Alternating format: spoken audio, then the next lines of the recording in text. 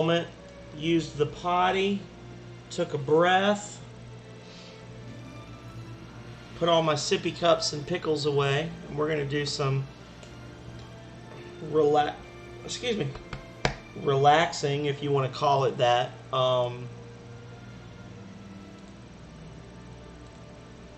Gameplay of the last Remnant. So, gonna get everything going.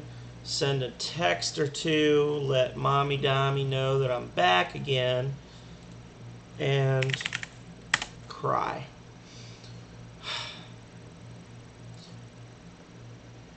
You know, it's a good thing that I'm not a spastic person like I was when I was younger, because man, oh man, I used to be. You think I'm bad now? Whew.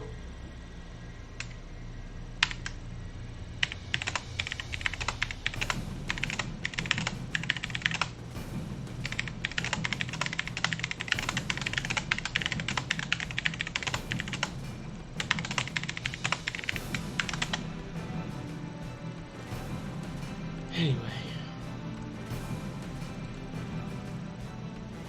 We still got Mommy Dommy? Are you still here, Mammy?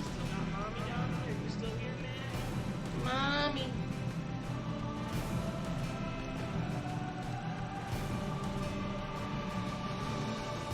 Yay. I feel loved. So, Mommy Dommy, are we still on for Human Fall Flat tomorrow? In the event that people don't deliver on Among Us? Hell yeah! Good. I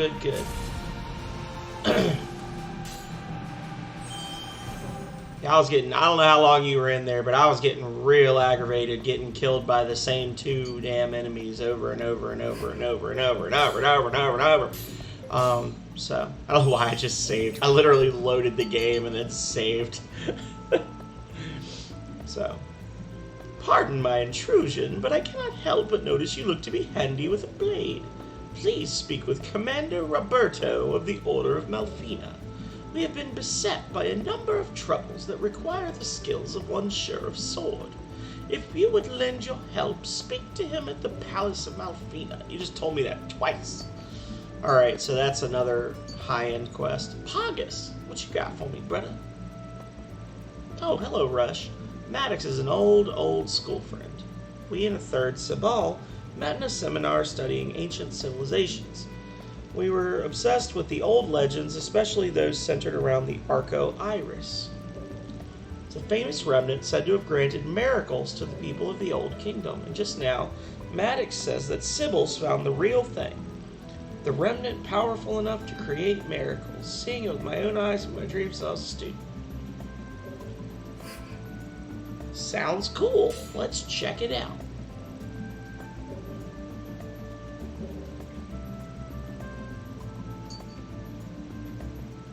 Okay.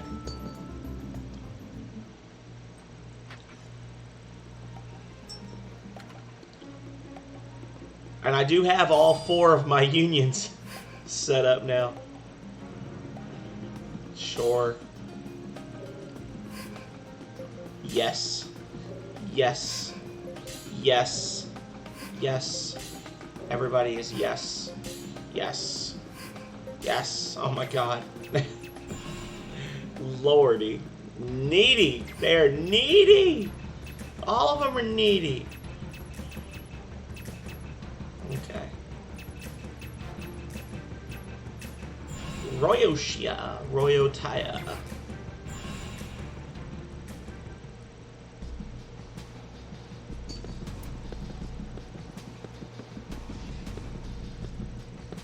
He's in the pube.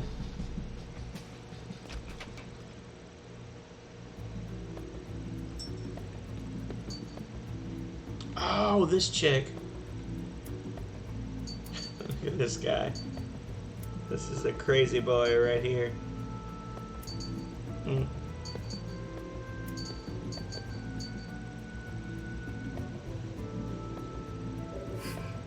Okay.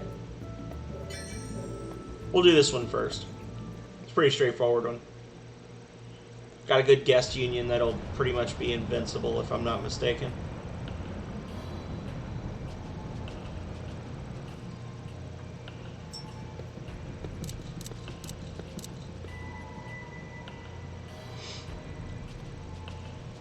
Oh, hell, it's that psycho old man again. Huh? No way, it's someone different. Either way, let's kick his ass. Alright. Know what I did to deserve this.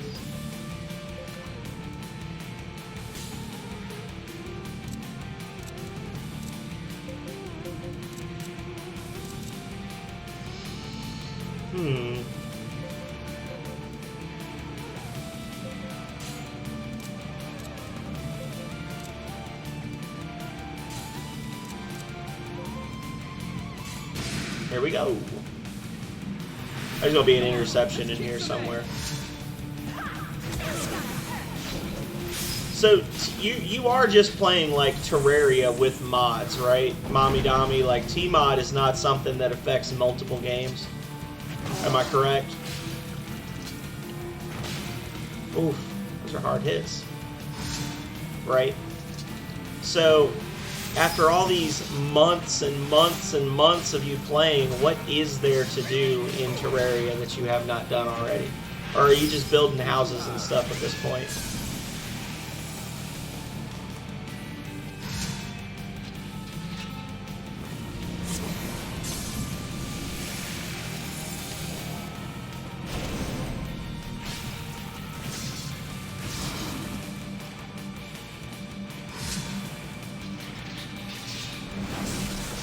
Exploring and building as per... Oh, I'm assuming that's supposed to be per usual.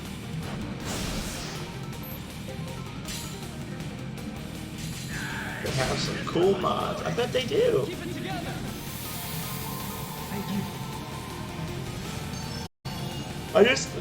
It got old to me really quickly this time around because basically the minute we started playing, it was like, alright, day one, yay, we're all starting out on the same tier. And then day two, it was like, alright, well, Megumi's got all the gear in the entire game, so have fun. Which is nothing against him. I'm not upset with him or anything. It's just... it is what it is, you know? It's like, it becomes less challenging when you've got one guy that can zoom in with, like, disco balls flying around his head and shit, and just kill everything if you get in trouble.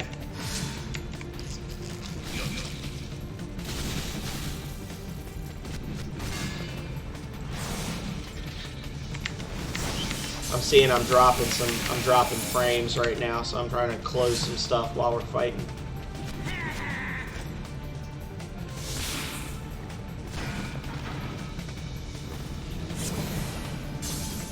God, I love hexes. So good. So good. Oh, I got distracted.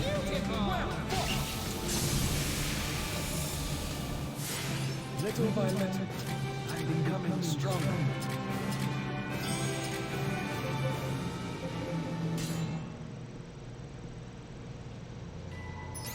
Oh. Alright, y'all get to see the evil eye enemy. Four unions versus one evil eye, maybe two evil eyes, one evil eye. Okay. Let's see how badly I get wrecked. Come on, let's kick some ass. Check this out.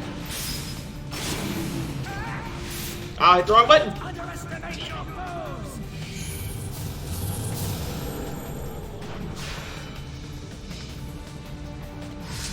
Damn it.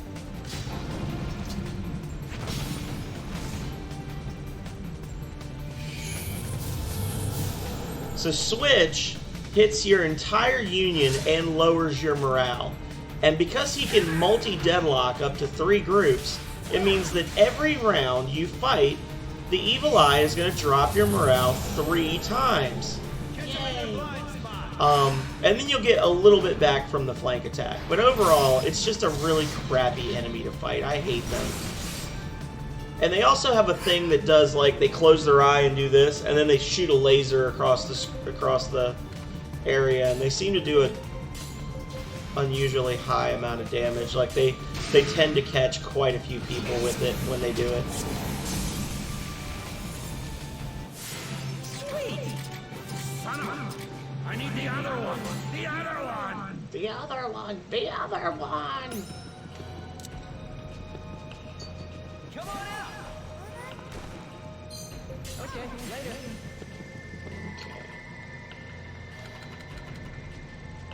Not even sure exactly where I'm supposed to be going right now.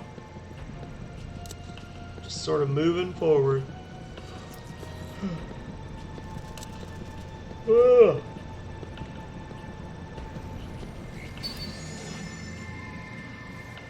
Let's do this!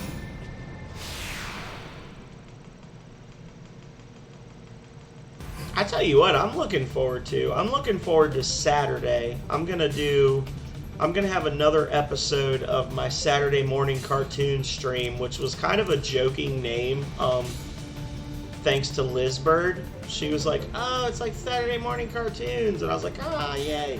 But the more I think about it, the more I really like it. I'm gonna be doing Saturday morning cartoons.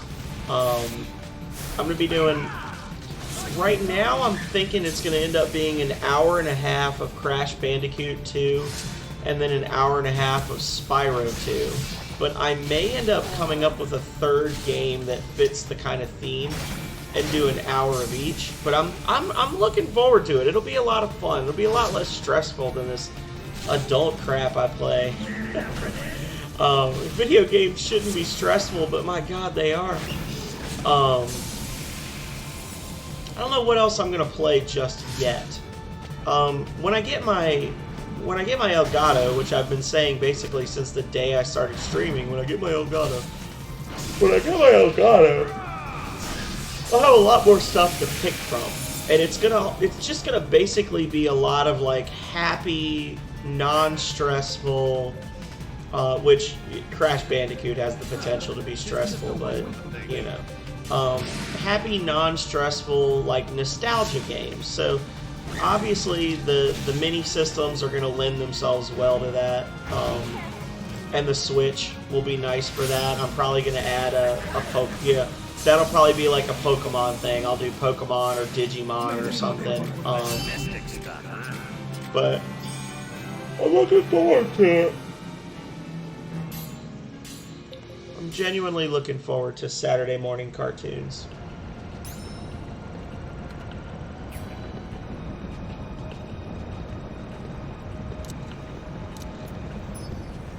Although, to be honest, it might just be because I really, really, really like Spyro 2. That's specifically why I do Spyro after Crash Bandicoot. Because if I did Spyro first, I'd probably be like, you know what, I'm just gonna play Spyro all day. So that's why I broke it up the way I did.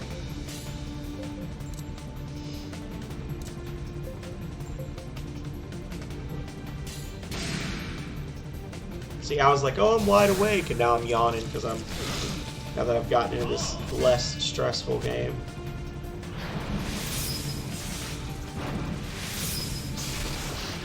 I say less stressful, and in 30 minutes I'll be screaming obscenities at the screen over this one, just like I was the last one.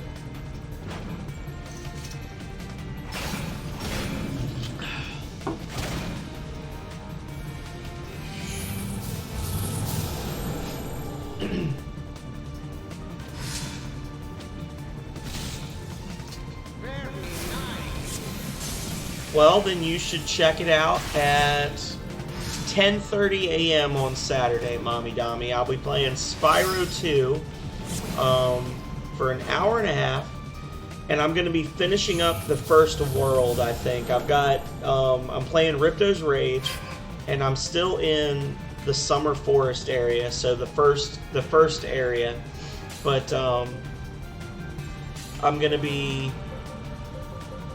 sorry, I'm going to concentrate for a second. I'm going to be doing Aquaria Towers, the Turtle Beach level, I can't remember what it's called, and then Hurricos, the storm stage. Those are going to be the stages that I'm running, and then depending on my time, I might be able to handle doing the race course level. or the boss. I don't know. Maybe I'll do the... I don't know if I want to do the race courses last, or if I want to do the... You know, if I want to, like, do them as I'm going through.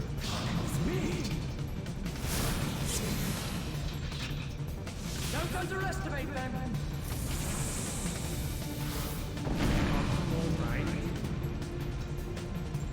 Catch them in their blind spot.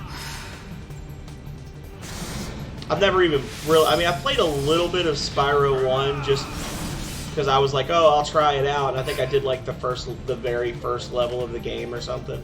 But other than that, I've actually never played any other Spyro game other than Spyro 2. Because that's just the one from my childhood. That's the one that makes me happy.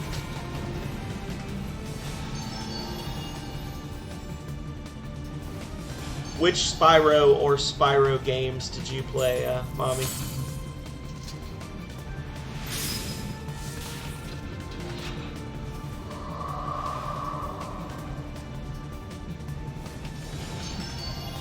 Oh, please kill him. Thank you. I really didn't want X-ray vision to go off.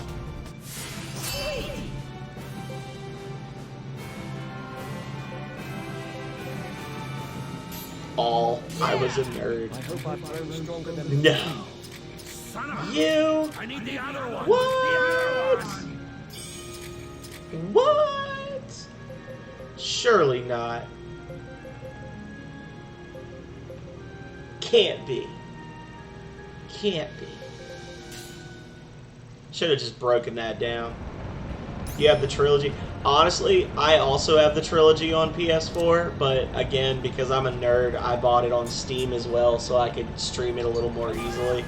So I actually own the trilogy twice. Yay me. I thought you were a nerd the first time I saw you getting off an elevator. I was like, that's a nerd right there. What's that nerd doing working here? What the hell is wrong with that old fart? I can't believe he just up and killed our buds. He's after the sword, right? Hell, just let him try and take it. Once he gets close enough, it'll take care of him. You got a point. Hey, who's there? Whoever you are, you're going down.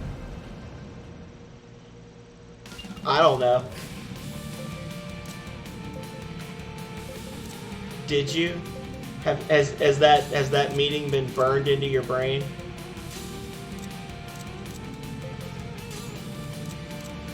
Or is that just what you always looked like back then? It's been so long. It's been so long since I saw you. I can't really remember. It's true you did, honestly. You know, I'm a little upset that your HR gangster sign is still on the door of your old office. The person whose office it is now, they didn't bother to take it down. I'm like, I've really been tempted a couple of times to just rip it down and run away. Or not your HR gangster sign. The I have no idea who it is. It's not your HR gangster sign. It's the like healing environment ambassador one. But it's your sign. Like I don't know if they're an ambassador or not, but it's your sign and they just kept it. Yeah. Yeah, this is our big chance.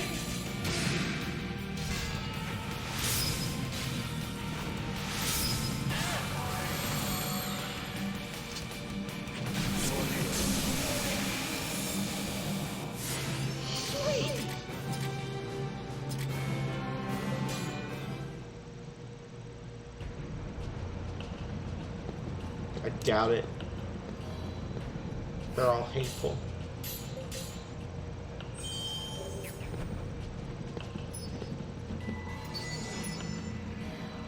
Let's do this. They're all hateful. In remembrance. In memoriam.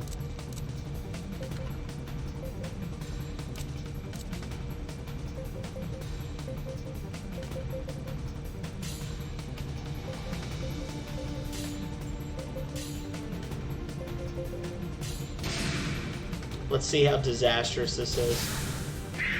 Oh, it's going to be pretty disastrous. I didn't think those would count as raid locks. Okay.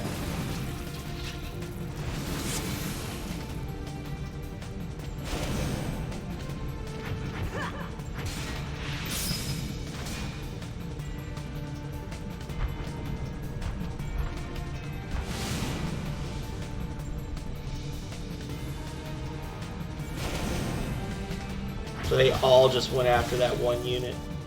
Cool. I mean, it makes sense, right? Because my whole army's just standing there like goobers. So did you get a chance to look at the Archivist? I know it was like yesterday that we had that conversation, but...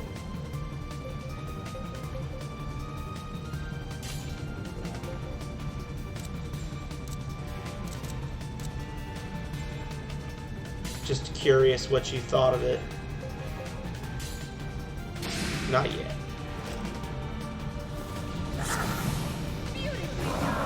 I figured not. I just, like I said, I was curious. We shall stop them here.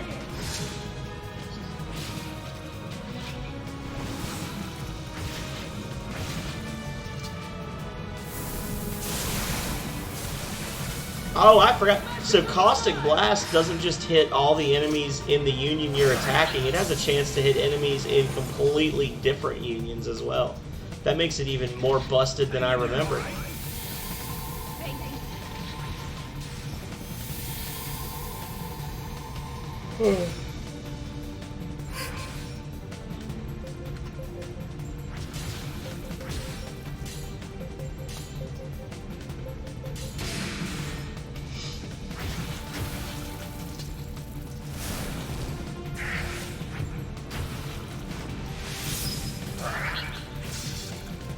Well, I tell you what, Mommy Dommy, I really hope you guys are able to make it over. Even if we can't, I hope we can do the D&D. We probably won't play, but we can at least roll our characters and do, you know, just like hang out and catch up a bit. But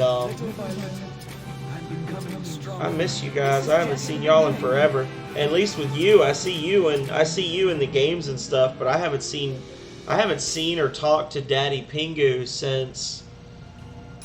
I'm gonna date it in terms of streams.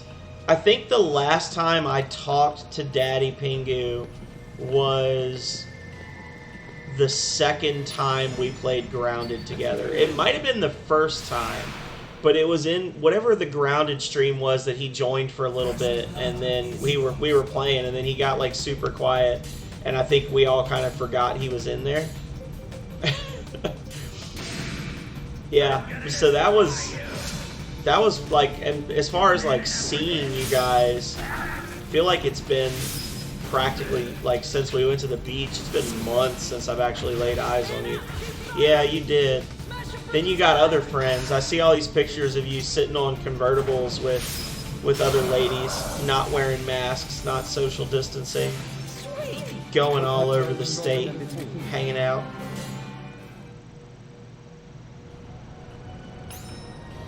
Yeah. Exactly.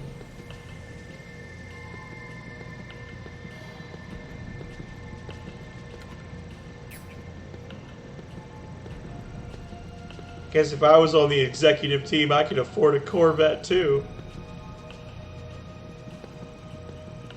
Actually, in all seriousness, if I was on the executive team, I would have a fucking Corvette. I want a white, like an older, like white Corvette Stingray so bad. That would be my like stupid money expenditure, would be to just get a white Corvette, like an old Corvette Stingray, and just get it back up to like perfect condition. That would be my waste of money. It'd be basically the same as the car I drive now, but curvier and older and sexier. It would be like the MILF to my current car's, you know, hot cheerleader, I guess.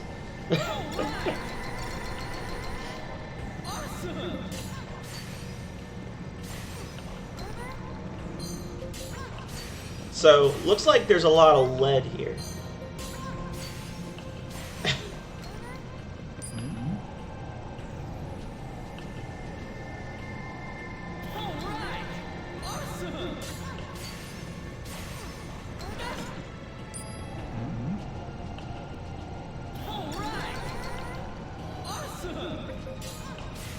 Well, alrighty, here we go. Here's the old man and the sword he was after. So, this is the famed blade. Hey, We've been after that blade for who knows how long. Like we're gonna give it up that easy. Think again. Nice. Damn it! Kill the old geezer. Hi guys. Who the hell are you? Stay out of this. Attacks. Defeat the enemy.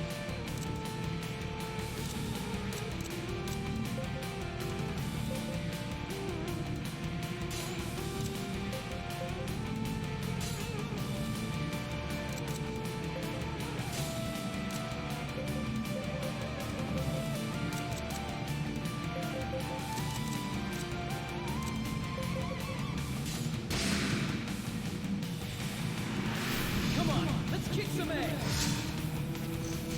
Check this out.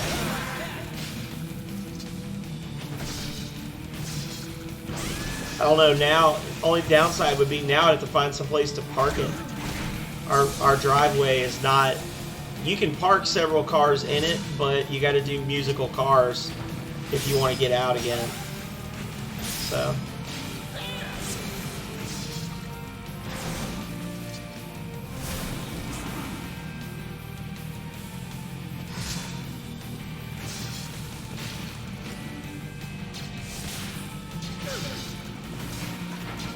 Fuck him up, Nora. Nice.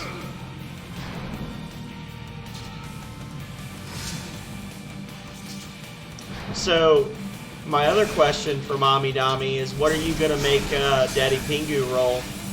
What are you gonna make him play as? You know, they do have a class that is called the Drunken Master. Just saying.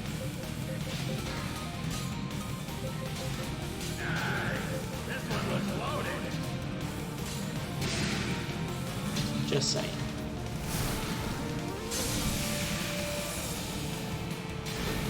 It's like a monk prestige class, so you'd have to do levels of monk, and then you could take that class, and essentially, like, the more you drink, the more your constitution and strength goes up.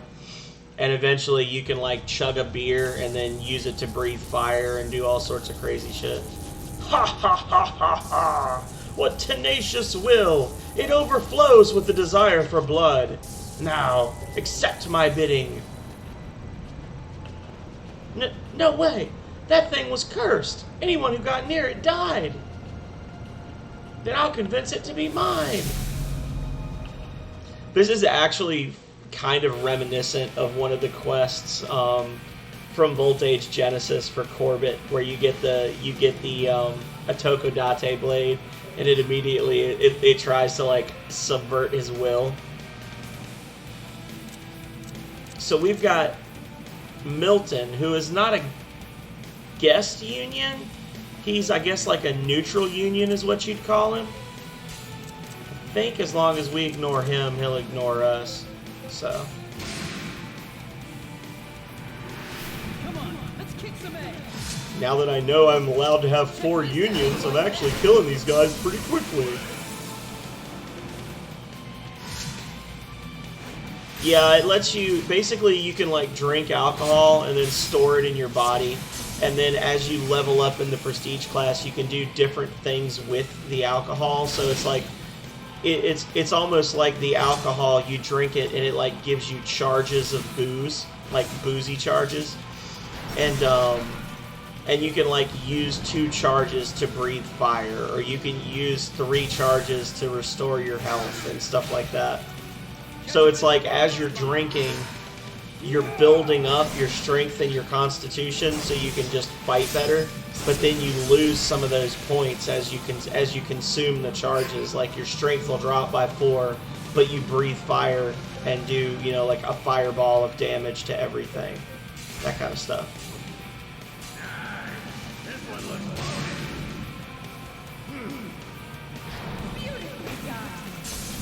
Beautifully done. May the God Emperor bless you all.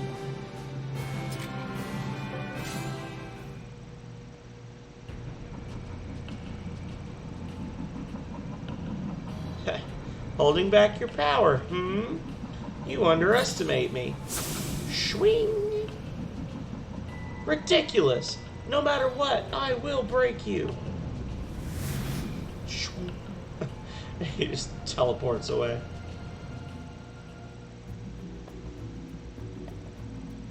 So the old man was okay? Thank goodness. Thanks, mister. Here's for your trouble. What a kooky old guy. I hope I can meet him again. Another Solly apiece. How many do we have now?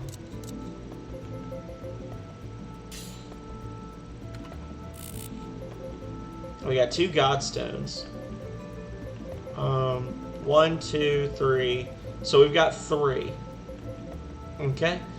3 of 9 completed. Rufus. My name is Rufus. I'm an adventurer who has traveled the world over. At least I did 50 years ago. Now, it seems the hip new thing for adventurers to do is trade treasures. I was certain that if I did it too, I could make a pretty penny. I want to say it's the complete warrior, but I can tell you for certain in 1 second. Let's see.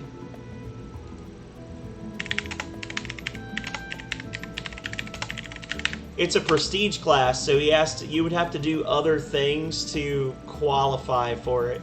Yeah, it's a complete warrior variant, page 27 of the complete warrior. You have to have 8 ranks in tumble, and you have to have the following feats: dodge, great fortitude, and improved unarmed strike, or the monk's unarmed strike ability. You have to have the flurry of blows ability and the evasion ability, and you must be chosen by existing drunken masters and survive a night of revelry among them without being incarcerated, poisoned, or extraordinarily embarrassed.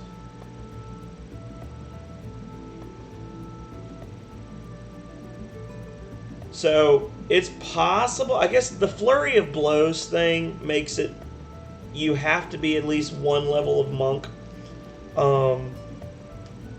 I don't know what else gets flurry of blows, but here.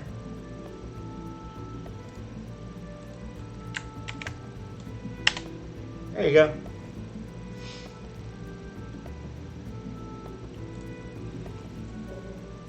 Problem is, well, I got a little carried away and traded away my biggest treasure, all for a measly bottle of Royosian wine. Son, could you help an old man out and get back my treasure? That's all I really want. Anything else you get trading is yours to keep. I'll give it a whirl. I appreciate it, son. Here's the Royosian wine. I haven't taken even a single sip, so it shouldn't be a problem to return it. I hope. Anywho, I traded this from a young man in Baltarosa, name of Rain. Emotions.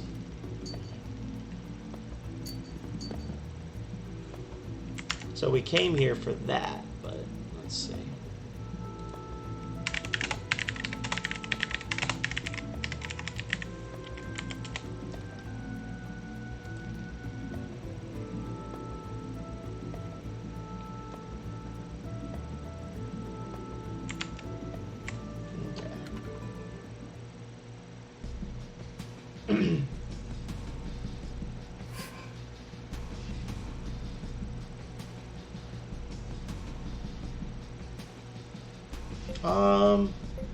Combat arts.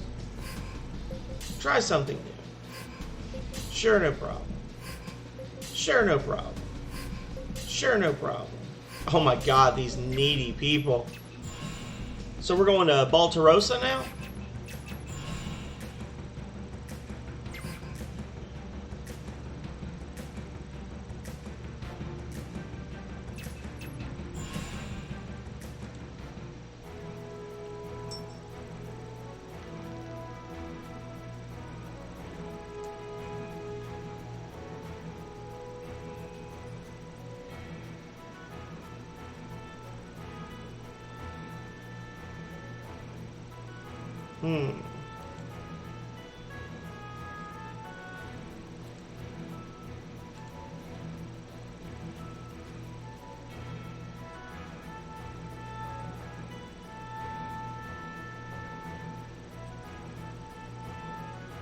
Interesting.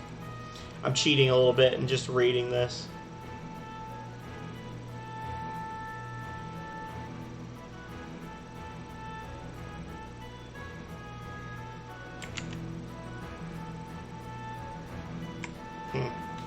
So we got to go to the pub. There's a lot of steps to this, and it's got some little diverting pathways and things.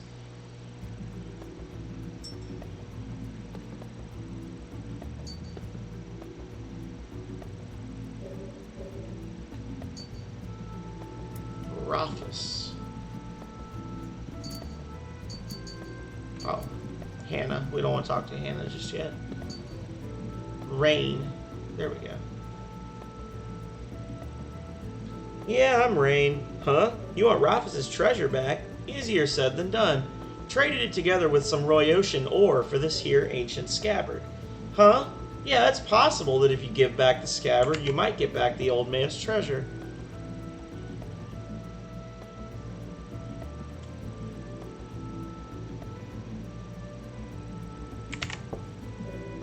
Alright, if you want this scabbard, get me the Ring of Morning Calm.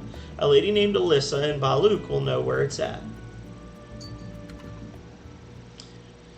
Duh.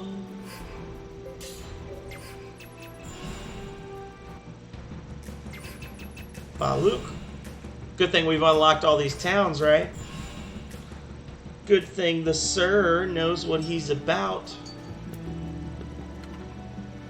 Alright, she's at the far end. Actually, while I'm here.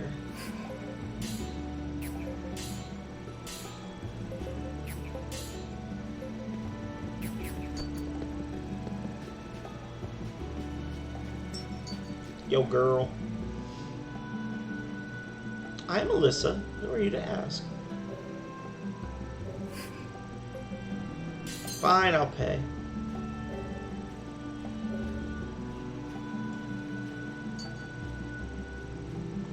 Alright, so we got that.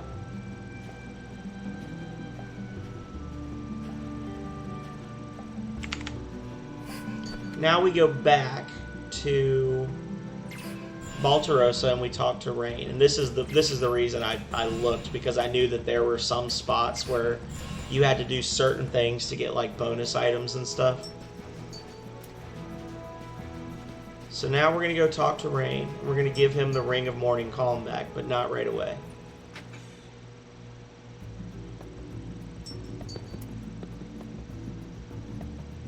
So, save.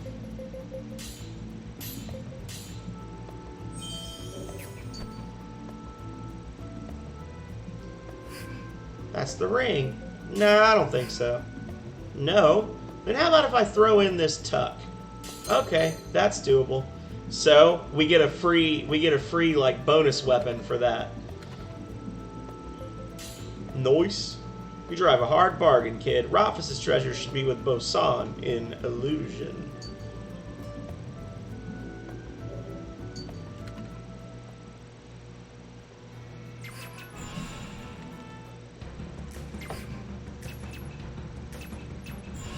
Illusion.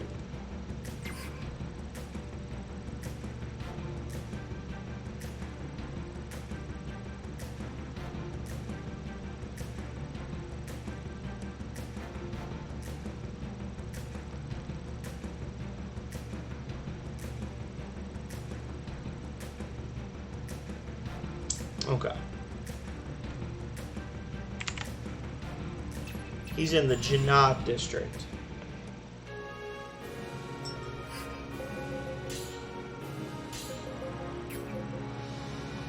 Unfortunately, again, I'm not using regular swords for this build. I'm using katanas.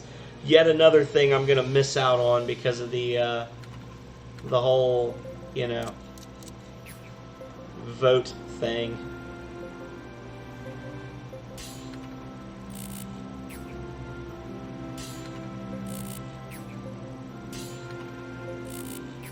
Oh, I've got quite a few.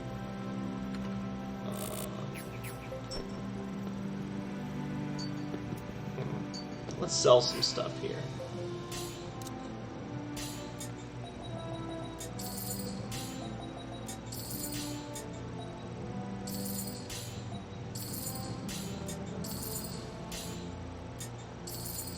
Boom. Good little lump of money there. So now we go talk to Bosun. And Bosun Turns out he sold Alyssa the map she was upset about. Okay. And Bosun.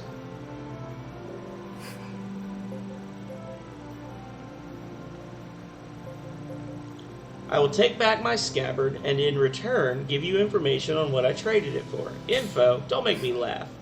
Huh. Fine. I do not need the scabbard. I'll give you the information for a flask of wine. I want to see if there's a reason not to do this. The last remnant Royocian wine.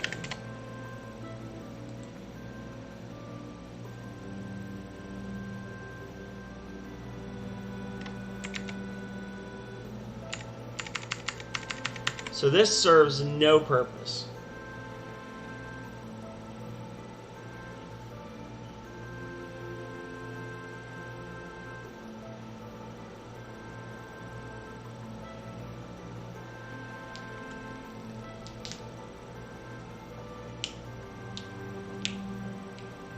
Okay. If I was to decline a second time, he would accept 10 Royocian steel instead. But Royocian steel is like 2,000 gold each, and I don't think the wine serves any other purpose. So, boom. Now we're going to go back to Baluk again.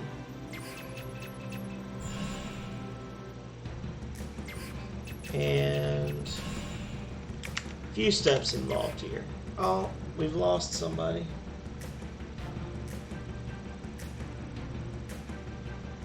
Mommy Dommy has left me to read about drunken masters. It's okay. I'm probably gonna go to bed soon anyway. Just do a couple of quests, chillax.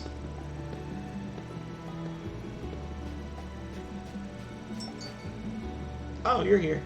I don't know what happened then. Sorry for the accidental guilting. She tells you she threw the map away.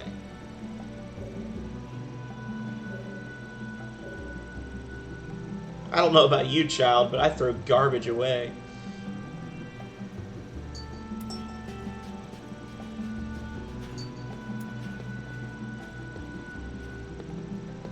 Oh, it's over by the guild, I think. I remember this, yeah. Map of memories.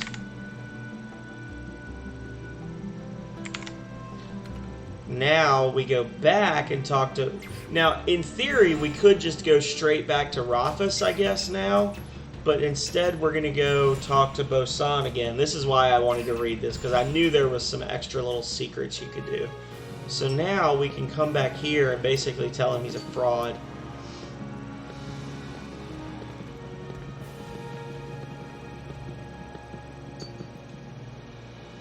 No, no, no. I had no intention to deceive.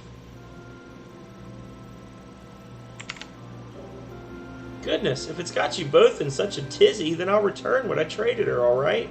Here, the irised stone. Alyssa has quite the number of precious items for trade, hasn't she? Curious, don't you think? Sure.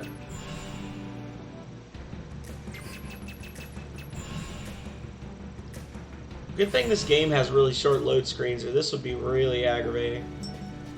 Right?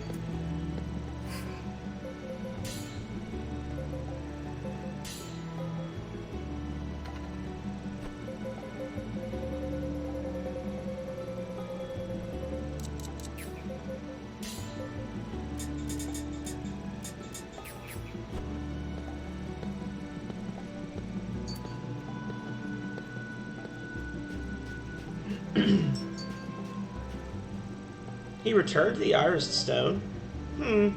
You can keep it. I received it in a trade myself. I really have no need of it. While you're at it, take this ring of morning calm. I sold it to you, and yet somehow it's come back into my possession. Okay.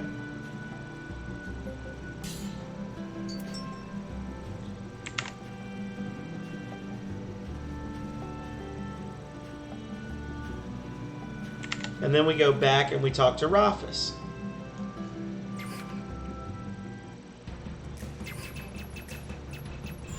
couple little extra items built in there.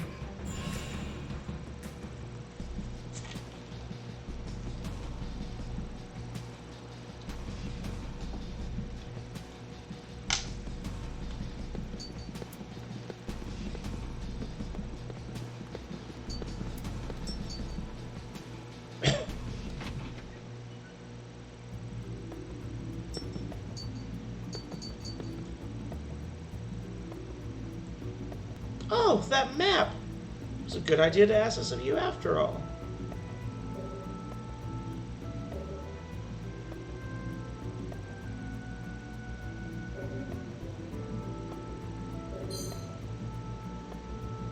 And another iris stone. Nice. And we got the Godstone of Wisdom. So did we actually get 2 iris stones, or did we get... Did the one... I think the one turned into... Yeah, the one that we got from the previous thing turned into a rare ingredient. So, alright. Now, before we do this Sybil quest, I want to go to the mines, because I need to get the beast eggs, and I need to get some other stuff, because I'm getting inundated with requests for items at this point. Is it Newmore Mines? Where are they?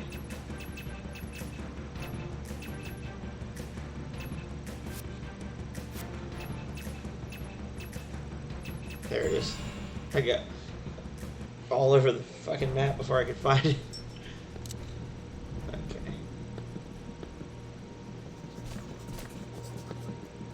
Let's do this.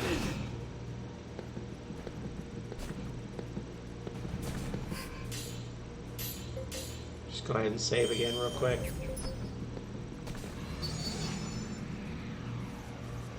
Let's do this.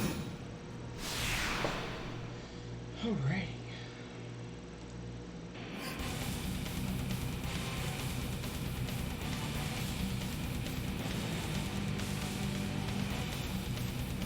Apparently Green Hell is on sale right now, Mommy Dommy. That's that other forest-like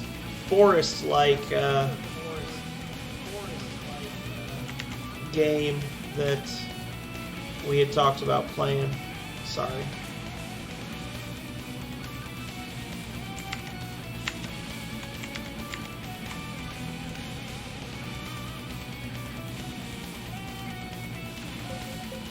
The one that's like super hard, supposedly.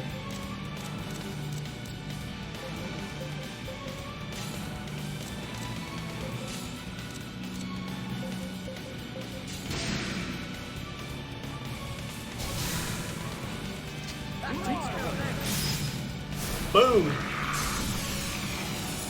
Green Hell.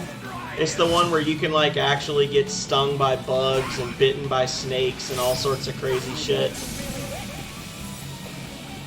And you start to lose your sanity over time.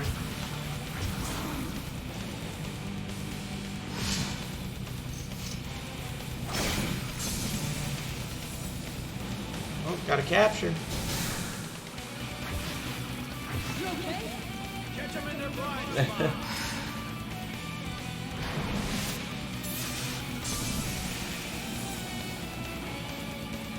This is our big chance.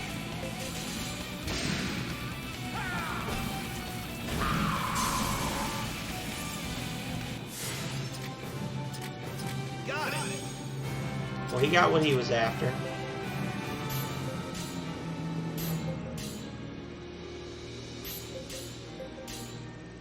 He said, "Oh God, no, thank you."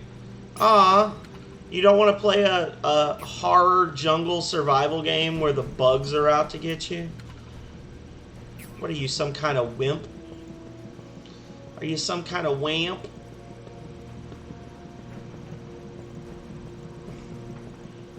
Yeah, honestly, me too. I just figured I'd throw it out there. It seems like the sort of game I'd probably watch somebody play, but I probably wouldn't play myself. Alright, so this is an area we haven't been to in the mines before. This is the area that I came to when it was just me and Emma. And this part was blocked off, so we are in unfamiliar territory. We do not have the map. Operations area number 5. We need fairy meat and beast eggs. I think you can mine beast eggs in this area. Oh, well, that's horrible. Are you a rare? No, you're not a rare. You're just some butthole. Okay, later. Oh, he's faster than he looks. Holy crap, did you see that? Oh. The winner's the one who strikes first, yeah? Godwood's group. Spiritwood's group. Okay. Don't be afraid to die. Okay, so we might not be supposed to be here.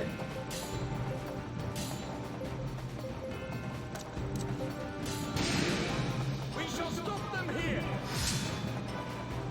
Now!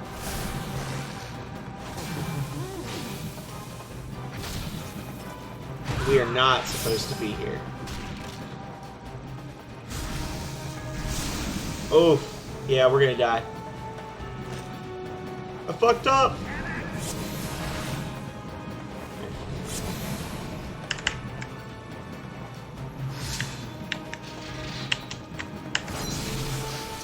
Check this out! Oh, wrong thing.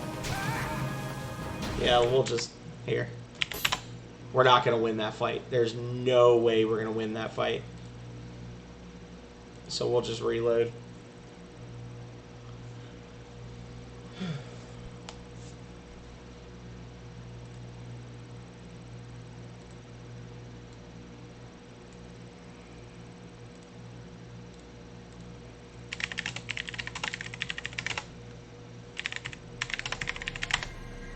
I want to see.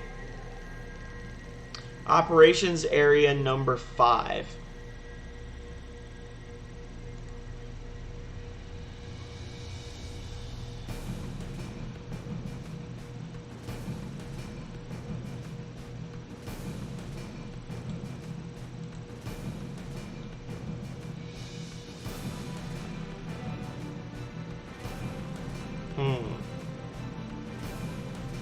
Yeah, it's got a lot of stuff. There's a lot of stuff here, but it is obviously not meant to be explored yet.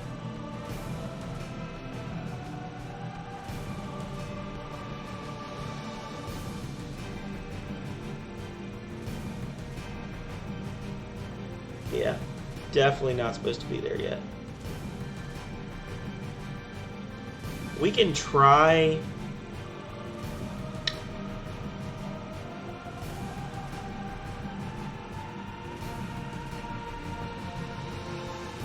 We can try doing some dodging and weaving and try to like mine some stuff, but other than that, there's really no reason to be down there.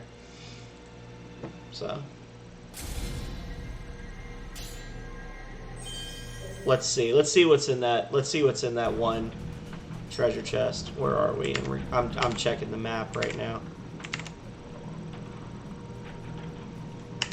I don't even see us on the map. Hang on a second.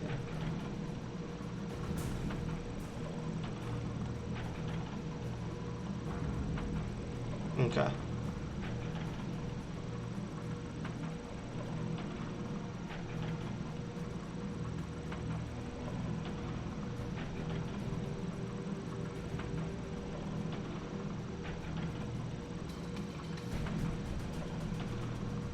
Yeah, there's really there's not even a reason to be here, honestly. I'm looking at the items even that you get. This is a good one. This is a good one. The Blood Chalice. And that's all the way at the top. So at the very back of this map, there's a really good accessory, like a Remnant accessory. But I can't get to that. There's no way I'm good enough to dodge all that shit.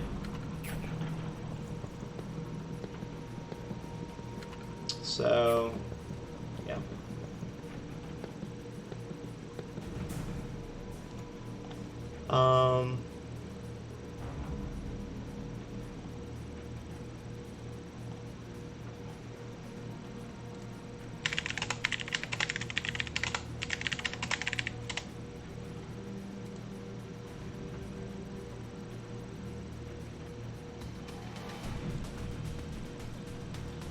Oh, the beast eggs are in the heroic ramparts. They're a rare drop from a specific felling point at G25.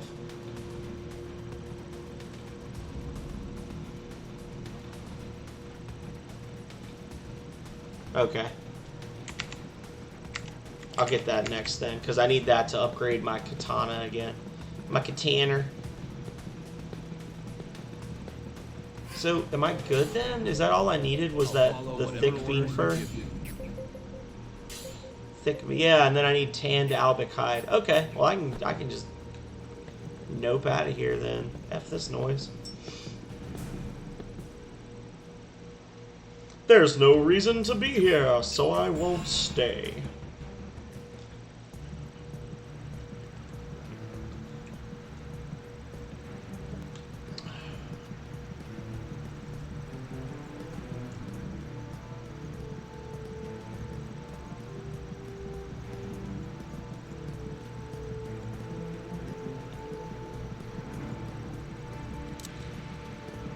Hey, buddies.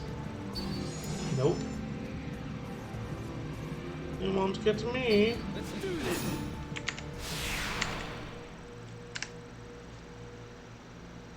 Yes! Go on! Attack!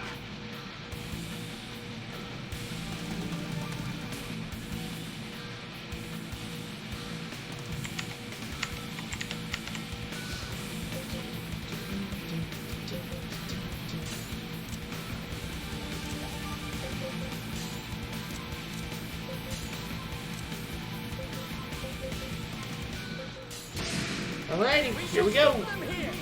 We will stop them here. Prepare yourself.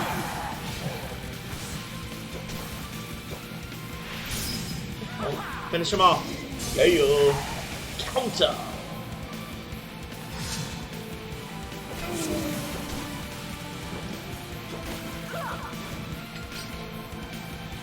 I'm glad that play it by ear translated to just do regular attacks for that group. Get him. And you're dead? No, you dodged it somehow. You dodged it somehow. Now you're dead. Boom. The time is now to victory.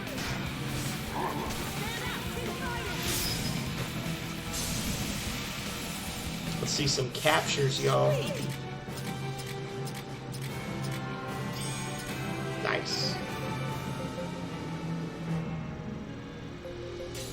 Sell those later. Sell the Jana.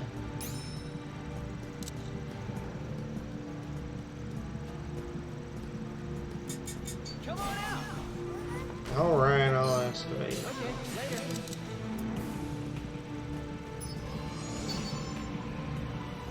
Let's do this.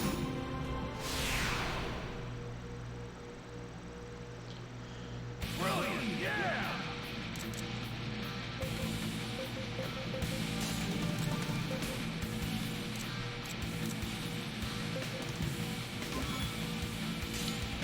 Hey, hello, Zyfel. Welcome, welcome. Thank you for the raid. Appreciate it. Raid, Kid Varg. Hello, I changed games because I was getting extremely upset with Halo. So I said, you know what? I'll do a little bit of chilling. And play some Last Remnant. Hyfel, Zyfel, Kid Varg. Awesome. What were y'all playing? Yes, sir. Yes, sir. Yes, sir. We shall stop them here.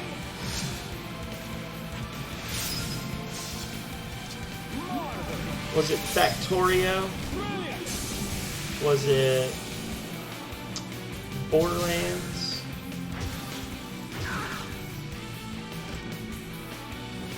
Rocket League? Oh, well, I wish I'd have known. I could have dragged you guys down in Rocket League. I've got that.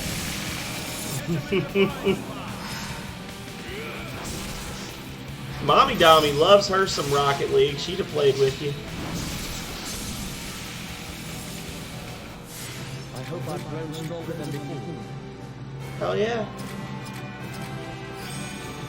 Were y'all playing ranked or were you just doing like casual stuff? Because if you were playing ranked, then I wouldn't dare try to play with you.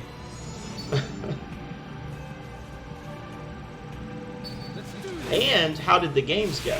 I'm hoping you had fun and or scored lots of points.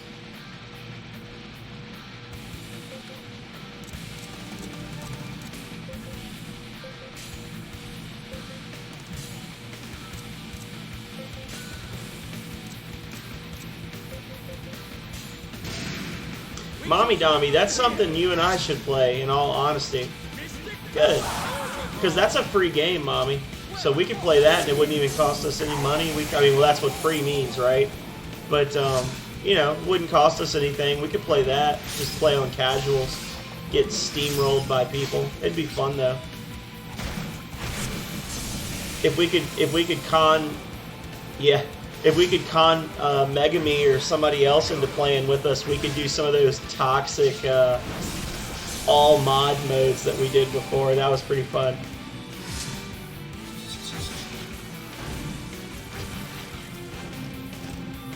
We did a session with I think 6 people one time. It's been like a year since we played.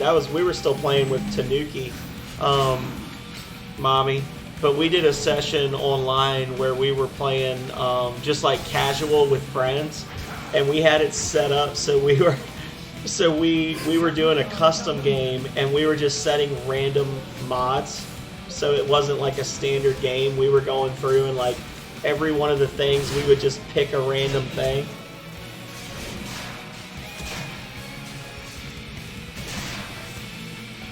Thank you. I was sipping other stuff earlier, but then I ran out. And don't redeem the pickle sippies, because I'm all out of pickle juice. I ran out in my last one. Hail hydrate. I like it.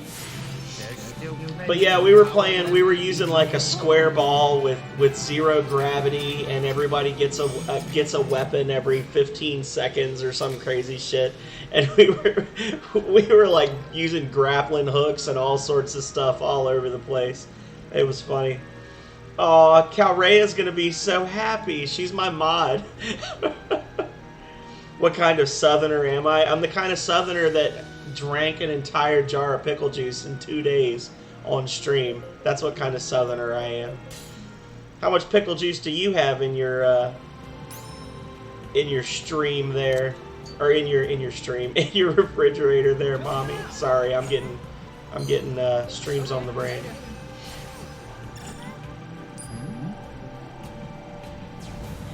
Oh Lord.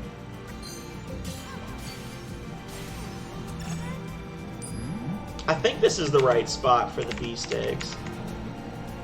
Alright! Awesome! Oh, yep, there we go. That answered my questions. But yes, thank you, Highfell, for the gifted sub. I appreciate it. Huge gifted sub. It's true. You are my. It's the first gift sub. You're the first person to ever do a gift sub, and I think that you're like the second person. You're either the second or the third person to sub at all, which is actually a huge deal, and I appreciate it, even if it's only for 1 month, especially since you've never been in here before.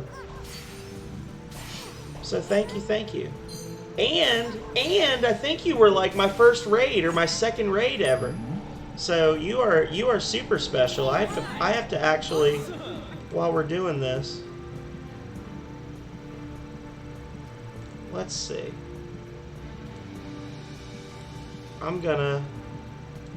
Oh, I'm in the wrong thing. Give me 1 second.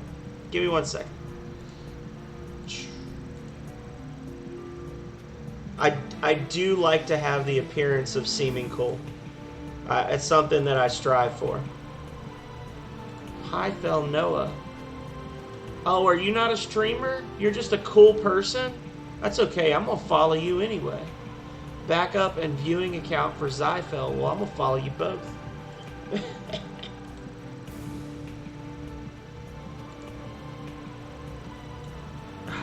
Oh god. I can't. It's not clicking. There we go.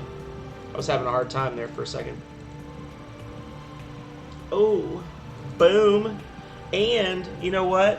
I'm gonna set you up here if you can hang tight for 1 second, because I'm gonna.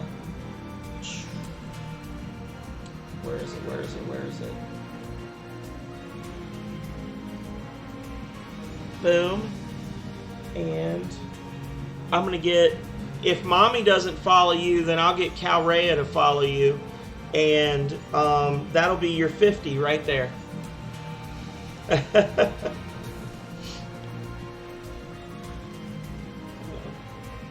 Mommy Dommy, you should follow Zyfel.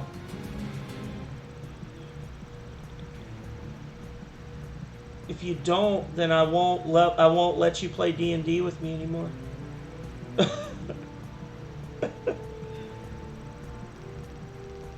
I'm just kidding. You can still play D&D. I'll just be really disappointed in you. There we go.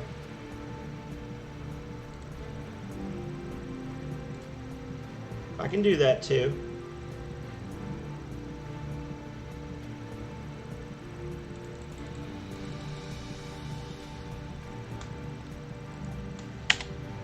Boom.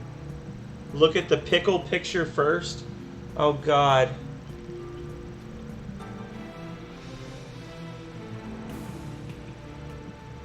That's not jars of pickle juice. That's just jars of pickles. There's a difference.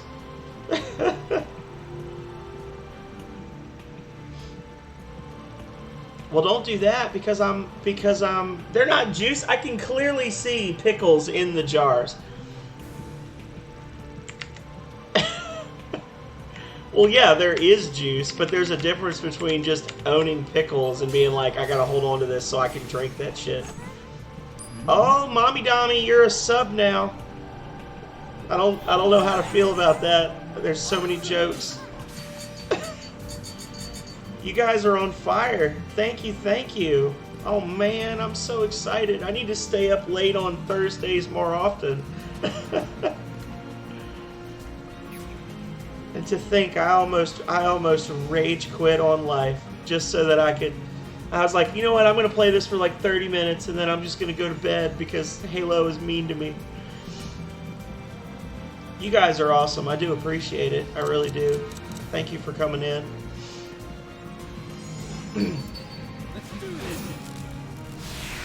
I try to be phenomenal. I don't know if I always succeed, but I try.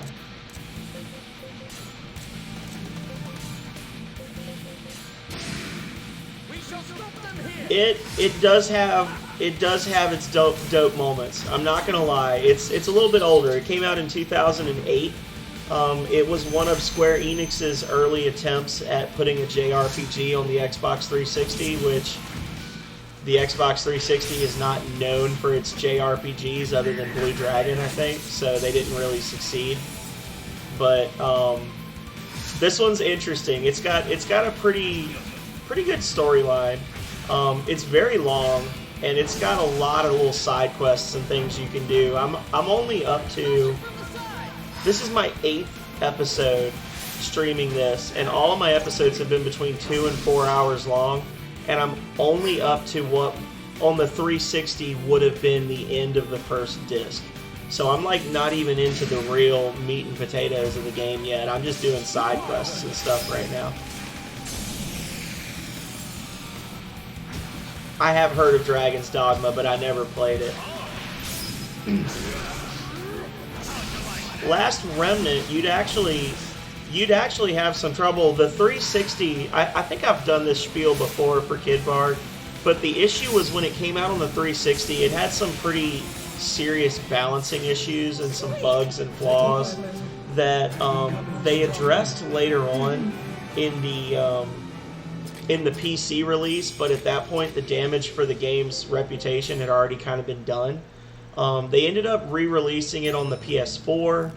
They put it on the PC, obviously, and now it's available on the Switch. And if you play it on anything but the 360, you're playing the PC version, and that's okay.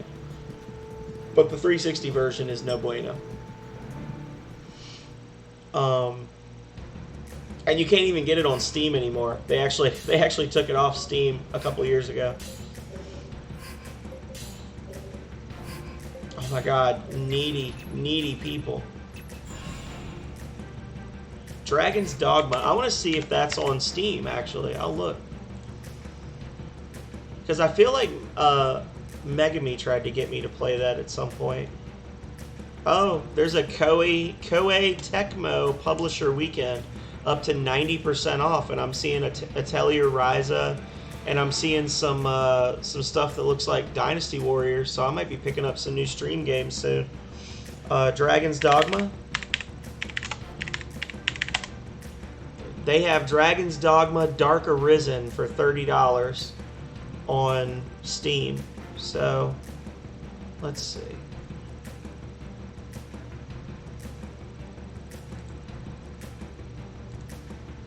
I'm on Market and see what happens. If it goes on sale, I might check it out. Is that the one that you're thinking of, Kid Varg, or was that like a lesser-known sequel or something? Dragon's Dogma Dark Arisen.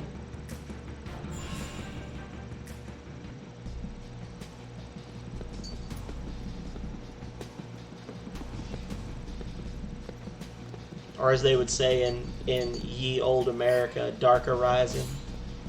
The dark's arising. Oh Lord.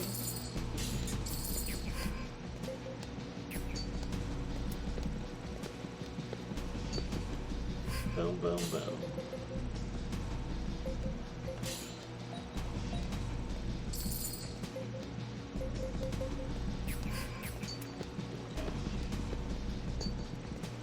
One of the cool things about this game, okay, so that's, okay, cool. One of the cool things about this game is that when you play, since we're in here and there's people that I can talk about the game to, is that you have individual units, but you actually put them in unions, and then you can use those unions and you give them like a command for the whole union instead of each individual person being told something. What's up, Zyfel? The cool thing, though, or one of the cool things, is like you noticed when I left that dungeon, some of the characters started telling me, hey, I need this, hey, I need this. The only person that you have to worry about equipment for is Rush. Everybody else deals with their own stuff. People were asking me for Roy Ocean Steel. Oh shit, oh my goodness. That's amazing. Wow. Thank you, Zyfel. Holy cow. Huge. Big sub energy. And the amazing, did you gift those to specific people or was that random? Because you picked one of, well, Call Me Zeta is my alt account, but the other four are like basically the only other four people that come in here. So you picked really good people. Yeah, Divide by Zero was in here earlier for like 2 hours while I was playing. Overshot comes in a lot. Listbird, obviously, and then the only one that I don't see a lot of is Aubrey because he lives in Japan. But that's awesome. I really appreciate, and I know he'll be hyped because he does try to jump in when he can. Thank you so much. I appreciate that. You know what? I'm willing to do something for you, sir. I'm gonna do something.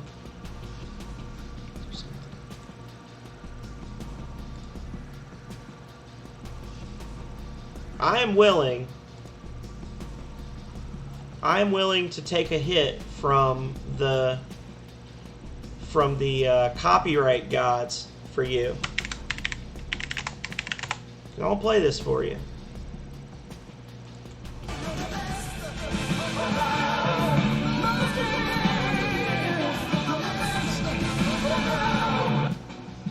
That's for you. And now when I put it on YouTube, they are going to tell me that I'm not allowed to show it in North Korea, Iran, and a couple of other countries. But I'm willing to make that sacrifice. That is awesome. Thank you, thank you, thank you, thank you, thank you, thank you so much. I hope Listberg will be happy. But yeah, what I was saying is that you only really control the equipment for your main character, and you can actually build your character however you want. He just essentially starts out as this doofus with a sword, but you can give him all sorts of different weapon arrangements, spell arrangements, and then over the course of the game, he'll learn how to do different things. So you can see where, like, he can learn how to use healing items and potions and buffs and things. And I've told him, I don't want you to do any of that shit. I want you to focus on healing magic. He was doing attack magic for a while, and now he's mostly just a dual wielder. I actually need to switch him back with invocations again, because he's switched to Mystic Knight. I'm trying to build him up to become a ninja. That's awesome. Awesome, awesome. I'm so happy.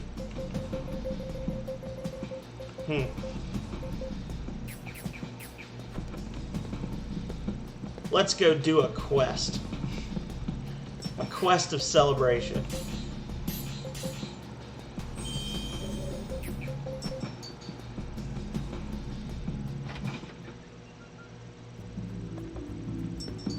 Hey, buddy.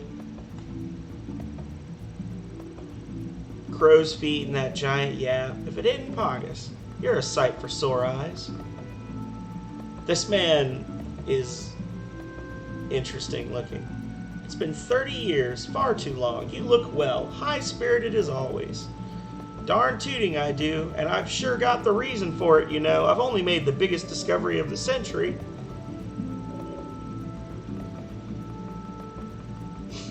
So apparently these three, when they were younger, these little frog boys were all after a remnant called the Arco Iris that had the magical power to grant miracles. And they had all kind of given up on it ever being discovered, and now Crazy Spiky Boy says he found it. Three frog dudes vibing out. That's all it is, man.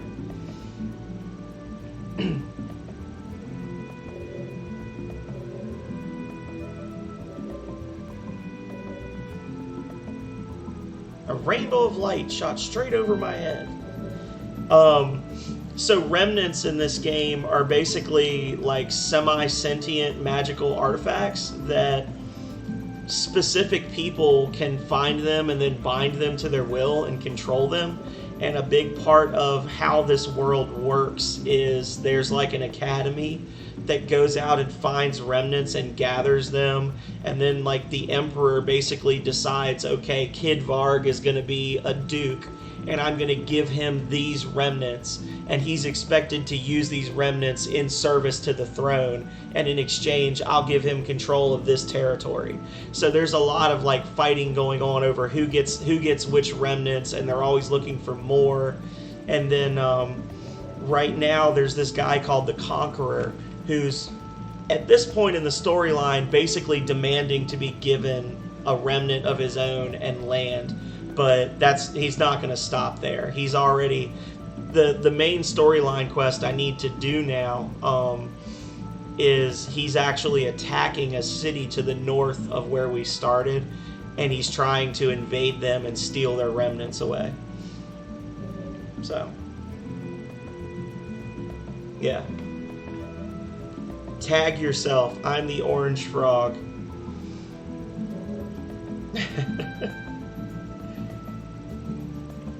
Well, knowing Mommy Dommy, I would say she's probably the green one because he's the wizard boy, and she's a magic nerd when we play D&D.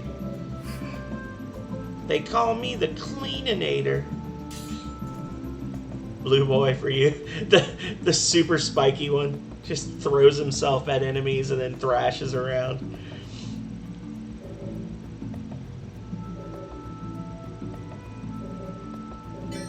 So I haven't really been... I hope I wasn't going too fast for anyone that was actually trying to read this, but basically we're now in an underground cave system that runs under the whole continent, and we got to go fight a monster and then look for a rainbow light, because it's apparently one of the most powerful remnants known to exist.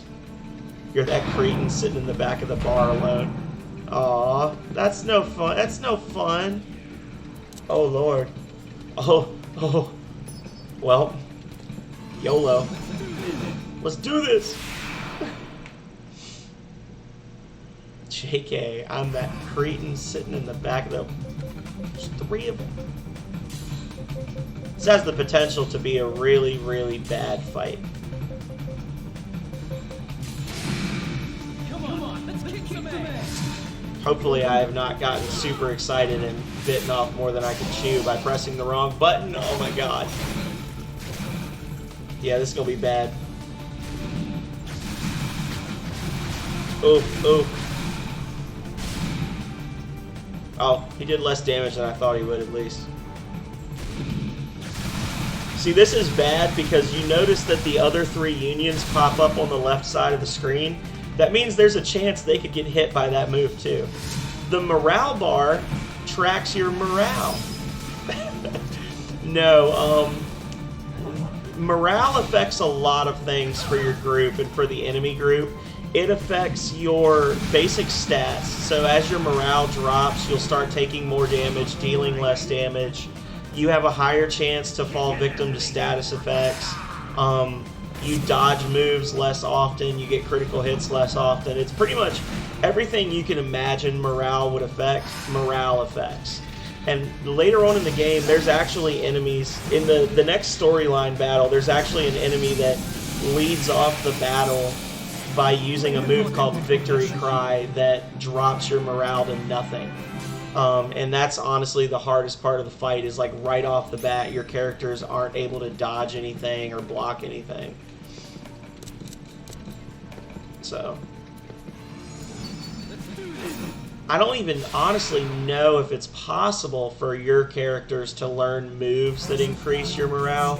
The only thing you can really do is kill units, like kill enemy units. And if you do flank attacks, like you saw at the end of that last battle, I piled enough allies onto that one group of enemies that I got a flank attack, and that boosted it. Yeah, pretty much. And you can't... Hang on. Oh yeah, you can see it. So in the top, the other interesting thing about it is that the movement, you have to kind of be... These are all just bugs. This isn't a big deal. But you have to be aware of the enemy's movement abilities as well, because faster enemies will cut you off as you're trying to like go attack somebody. Someone else can swoop in, and if they... That's called an interference. And if I go to attack Union A, and Union C swoops in and attacks me before I get to A, then they get an interference and it drops my morale, and they get to attack first in that round of combat. And then I can do the same thing to them with an interception. And they also have something called a raid lock, which is when you have a Union that's trying to do ranged attacks and then you attack them. There's a lot of different little strategies and things involved in the game.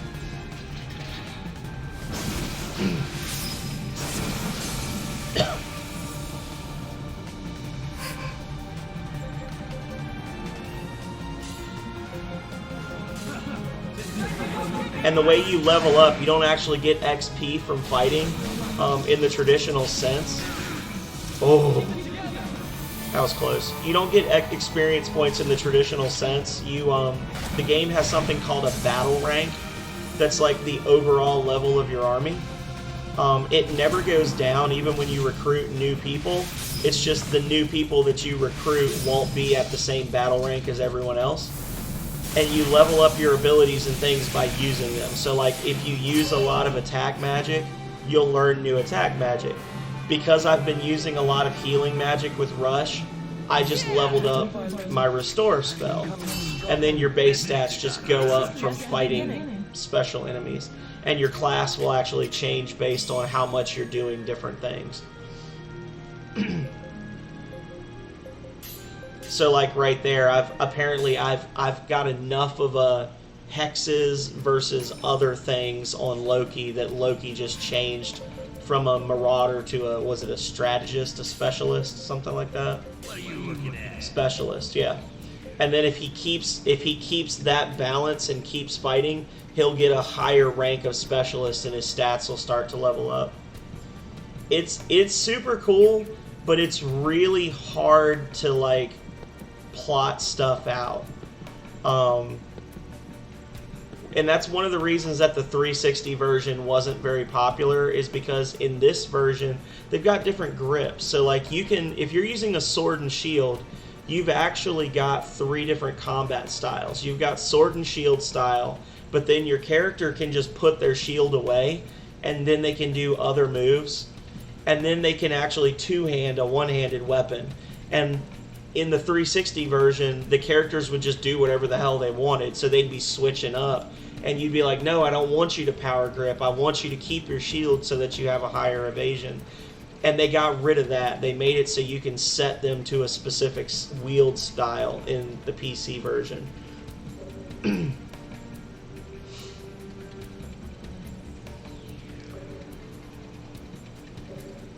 So they've come along behind us, and they're going to rescue us. Yeah, so like I was saying, for me, I was going for ninja, which is one of the better classes that you can get. It's definitely one of the best ones that Rush can get.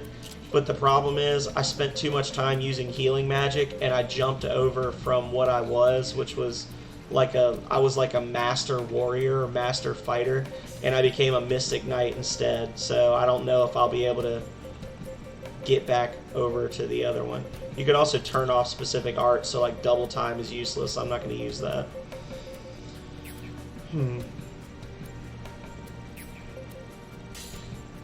Can Faye still? Yeah. See, like, so she started out with the one-handed. She dual wields axes, but if I wanted to, I could switch her to just two-handing one axe or just one-handing one axe, and that would affect her strength and her speed and stuff like that. So, yeah. Anyway, I can talk forever, but you start asking me questions, man. I'll talk till you fall asleep. Take the upper hand!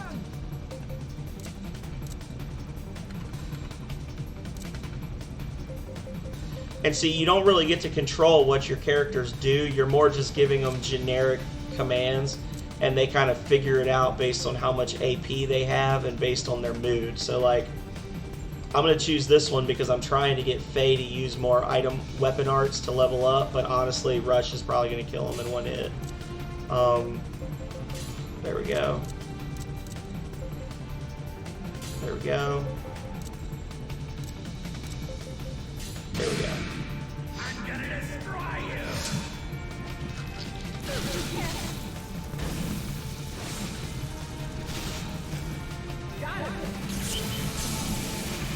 Whew. I love when the little enemies ragdoll and just shoot across the level like a air hockey puck. Play it by ear basically just means figure it out. Most of the time, they'll just use regular attacks, but it depends on how much AP they have. When you tell them to play it by ear, the main advantage is when they log in there. Like, so, like, say I told Rush's Union, play it by ear, and they ran in and they were using combat arts, but then the enemy got a critical hit.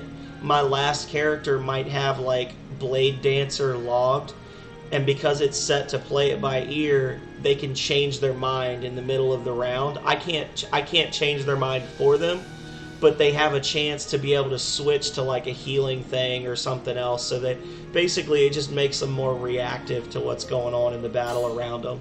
But it's really only effective later on in the game, like later on in the game, and B, later on in the battle when you've got some AP charged up, because all your moves, obviously, because it's an RPG, they use different amounts of AP. And then your union gains AP. You see, like, Rush he has a max of 43. He gains 7 per round. She gains 8 per round. He gains 9 per round. So as a group, they earn 24 AP per round. So at the start of the first round, I'll have 24 AP, and you'll see he'll just do Nimble Blade Dancer, and it's like a shared pool for everybody.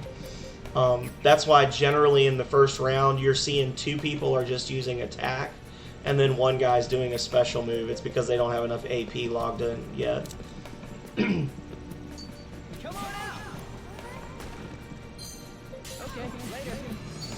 Hey, buddy.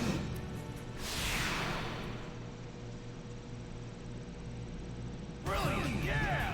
Did I actually I think I got super excited about all of the subscriptions and the questions and the people, and I honestly think that I might have like walked up to the item smith and then forgotten to upgrade my swords. We shall stop them here. That's Mr. Diggs. He's just you meet him very early in the game. He doesn't talk. The game doesn't really explain who or what he is ever. He's just there for you to get materials. That's really all. That's his only purpose, is that you use him to excavate and gather materials to sell for money and to upgrade your gear. This is gonna hurt.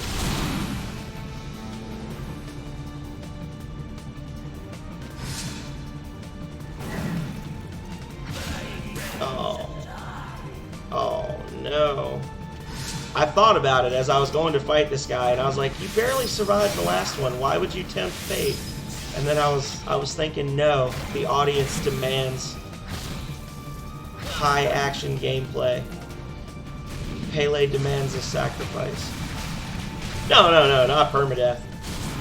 It just means they won't get anything from this fight. Like they won't gain the benefit of a battle rank increase or anything. If this game had permadeath, that would be terrible. Oh no. All of my options here are, please for the love of God, heal yourself.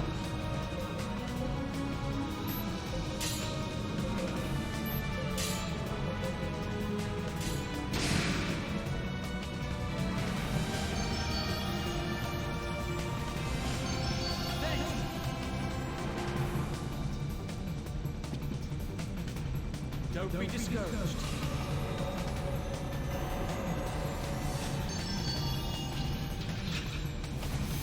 So see, like right there, I told David's unit to heal the fallen group, but because their HP was high enough, the last character in the Union was like, you know what, I'll heal myself instead. Like, I'll heal our unit, and he just switched over from his normal target to the Union he was part of.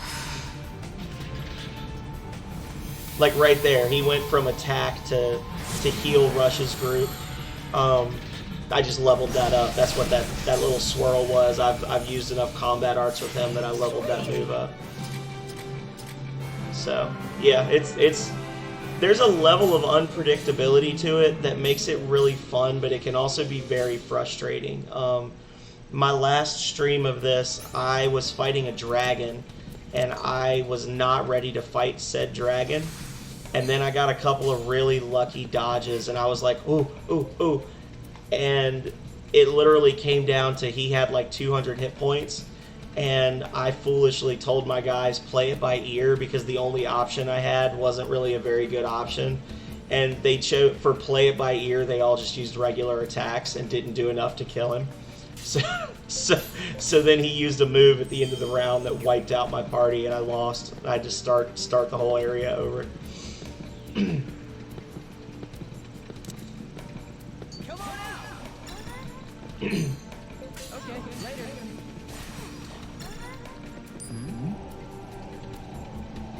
All right. Awesome.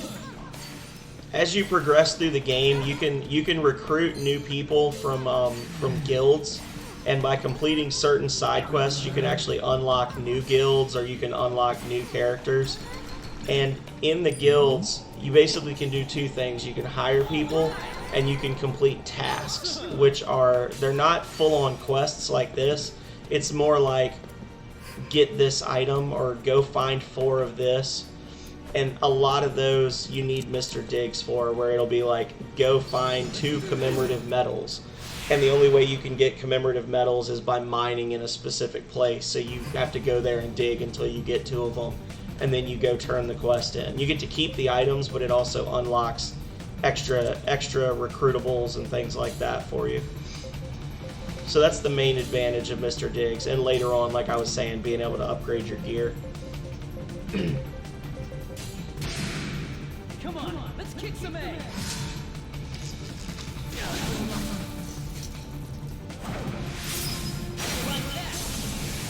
getting a perfect like that, obviously it means it's a guaranteed hit, and it pushes the next member of your union up to the next move. So like, there was a couple of enemies going after Rush. If they hadn't died, he just pops up. It's like the second quest you do in the game. It's something that's required, but it's literally like, hey, you should think about upgrading your gear before you go exploring further from town. And then when you try to upgrade, the guy's like, sorry, I'm not open yet. And then you see like the material guy's not open yet. And then you meet Mr. Diggs, and Mr. Diggs comes with you, and then that's pretty much it. It's not really ever explained what he is. It's just he decides he likes you and decides to come with you and help you dig stuff up.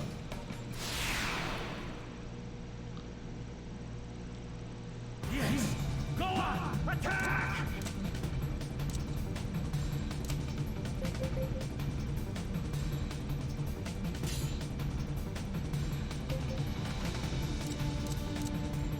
And see, just the same thing. Mystic Arts against different groups gives different commands.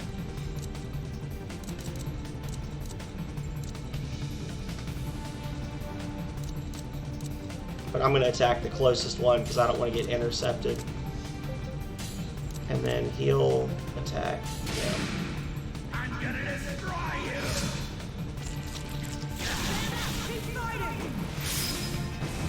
So that pushed Loki up. Another perfect, and now this should be a guaranteed crit. Oh, well, it killed him anyway.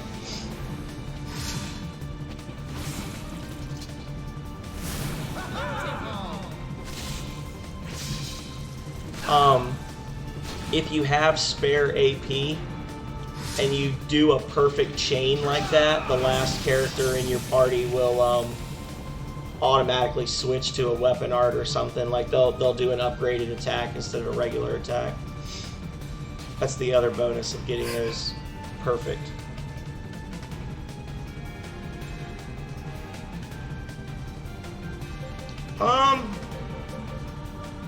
I don't know if either one is easier. It depends on the type of enemy that you're fighting. There's some stuff that some types of monsters tend to be a little more conservative than others.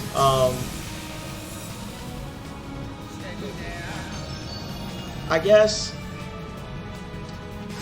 I would say probably there's really no right answer. Boom, shield dash. That's why you always want them to keep their shields out, by the way. What I was saying earlier, you get mad because the enemies keep, or the characters keep putting their damn shields away. It's like, no, keep your shield out, because then if you block, you can shield bash them. Yeah, I don't think it's easier one way or another over as a whole. It really depends on your formations and who you've got. That's the other thing, is the Union board. This is a crazy ass game. You can change your formation. I don't even have all the formations unlocked yet, but the different formations all give you specific bonuses and things. And some of them do crazy stuff, like you know, the Arrow of Athlum. If I was to change to the Arrow of Athlum, it improves the attack of the arrowhead. So like Rush and Faye's attack would go up, but then number 3's defense would go up. But if I was to put, if I can leave 2 blank, and then I can just boost my unit's defense even more. And there's some that have like negative effects, you know, things like that. There's a lot of strategy involved to it. Yeah, improves Mystic defense of lead ranks, but reduces defense of back ranks. Enhances Mystic evasion. But in this case, I've only got 3 units in the Union. So what it would do is increase my Mystic defense with no negative penalty, because my back rank is empty, and then my evasion would go up as well. So it really depends. There are some formations that actually give you bonuses if you're being attacked, I believe. So if you had one of those, then yeah, definitely. Yes. As you progress. Well, I'm glad, Kid Varg. I'm glad you're here just chilling. Thank you. You're so appreciated. Really and truly. you start out only able to control a handful of units, and as you progress through the game, storyline-wise, your maximum number of unions will go up, and your maximum number of units will go up. And as you can see right now, I can actually recruit a maximum of 30 people, and I've only recruited 17, because unless some of these characters have like storylines attached to them, like Rago. I did a quest for Rago, and then to thank me, he gave me some money and said, hey, if you ever need me, I'll be at the guild. And then when I hired him, now just having him in the party, eventually I'll get another quest unlocked where I can get his sister as a character, and she's good. So he's in the party, but he's never going to get used in combat. He's just there to unlock stuff for me.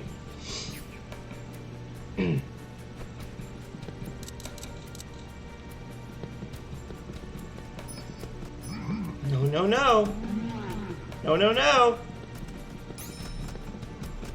I may have messed up. Okay. But yeah, I think in the PC version, eventually you max out at 5 battle unions, 25 units. Like, eventually you have a full army, like, on the field.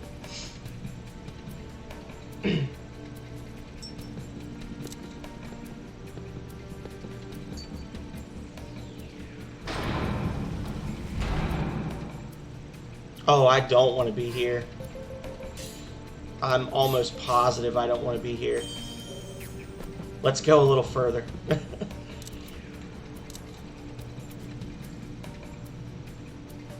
That's a boss right there. Much later in the game, that's a boss that we have to fight.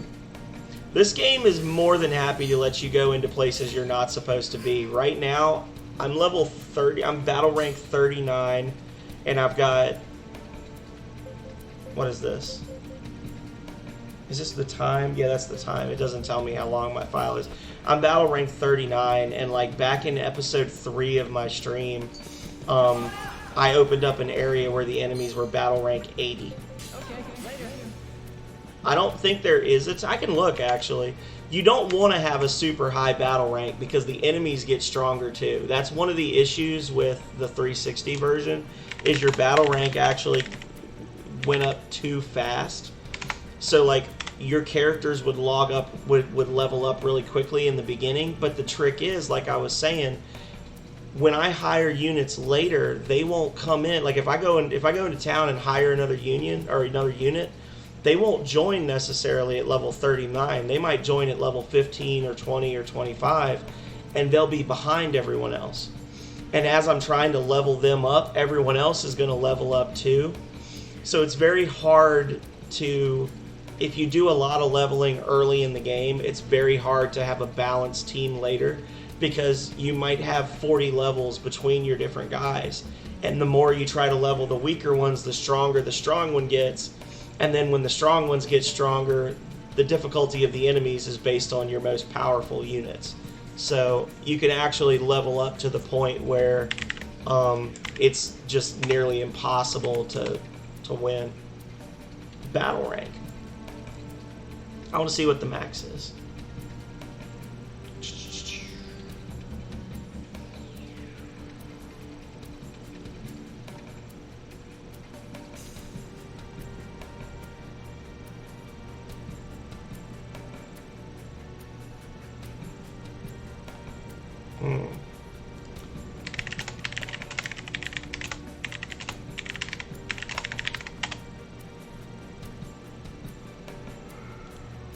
I'm looking.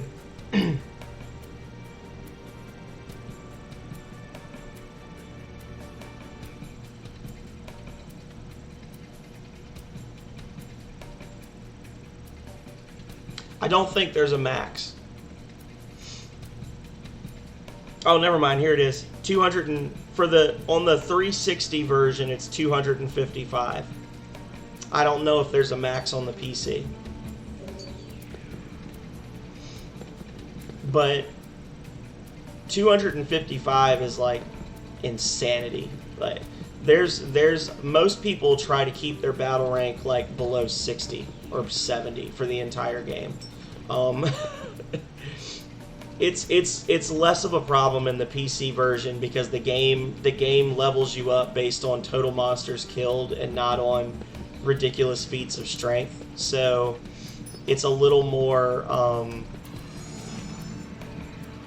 well paced, we'll say. The pacing on the leveling's a little better. Cowabunga, baby.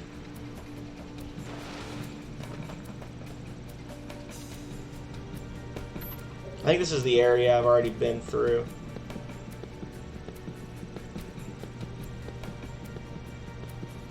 Yeah, I've been through here.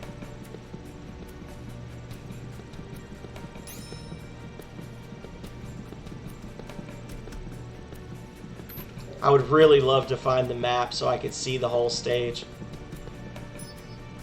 I think this is where I just was. No, leave me alone.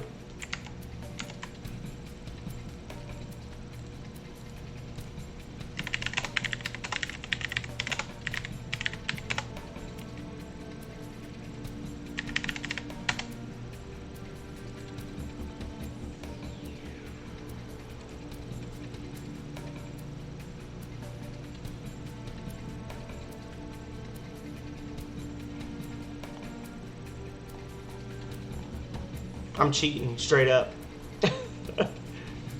It's in the 5th path around G2. So where is G2? Of course, it's at the very top.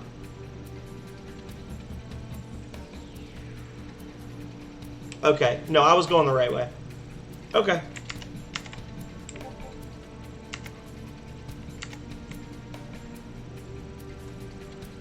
The mode with lines and... Oh! You mean this? Time shift mode? It basically slows down the enemies so that you can basically like run past them and tag them, and then you can pull more enemies into the fight at one time.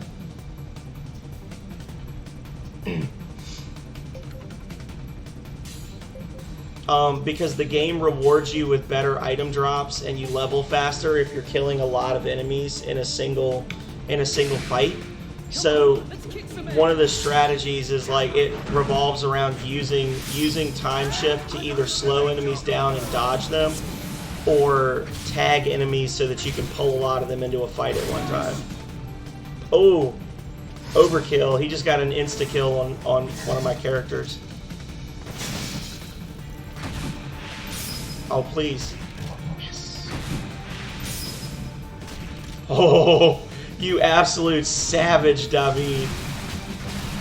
It is David, not David. You'd think.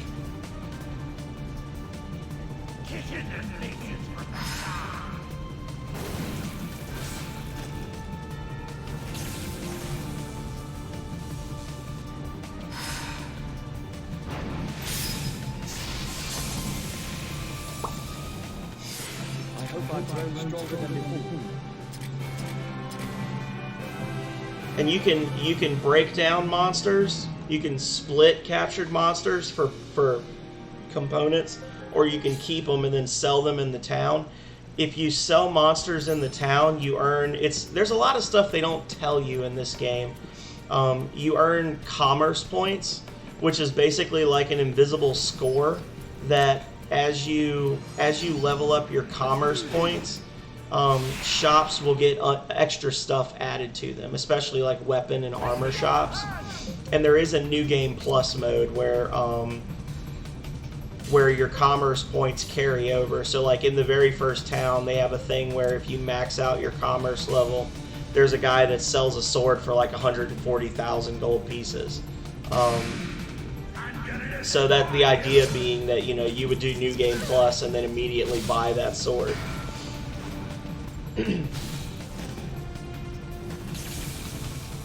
Nice. Yeah, so that interference means that those bugs were not going after David's group. They were going after a different group, and I cut them off before they got there. So I got like an advantage on them.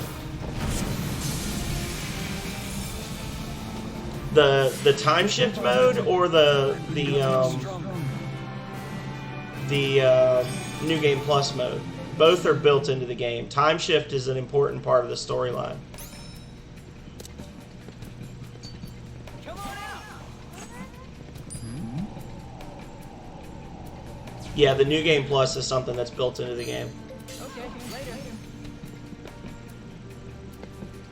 I've never played it on New Game Plus. I've only beaten this game once, and I beat it on the 360, which is probably why I never played it again after I beat it, because it was such a hard-ass game to beat. Yoo-hoo! Poggis, you here? Don't tell me he's already taken out the monster. That would be an astonishing feat indeed. Of course, as the former general of Celipale's 3rd Division... Uh-oh. Oh, they messed up. Hi, buddies. Guest union has joined the party. We like guest unions. For the most part, guest unions are actually helpful. They tend to have way too many hit points, and they tend to be pretty smart. But we'll see. Now this thing is going to be nasty. The dragons, there's multiple variants of each body form type. So like there's ancient dragon, obelisk, stuff like that. The dragons have this thing where they can use dark breath. And they don't do it every round, but just randomly at the end of the round, once they've attacked everybody, they'll just throw in an extra thing where they hit everyone around them for a ton of damage. And it gets really ugly really fast. I should have saved before I fought this guy. But we'll see. Blaster is also pretty bad. Because it has a chance to, I think, insta-kill one target. And it does a shitload of damage. So because these enemies are so big, they can multi-deadlock, which means that normally they can only fight back against your first union, and then after that it's just like you get free attacks on them. Big enemies like this can multi-deadlock up to 3, and then any unions after that attack them get free attacks. So we're gonna get 2 flank attacks on him. Thankfully he's gonna heal. Nice. Boom, nice. Now if we can paralyze him so he can't use Dark Breath, that would be amazing. Ow. Ow. See, so she switched to Devil's Due there.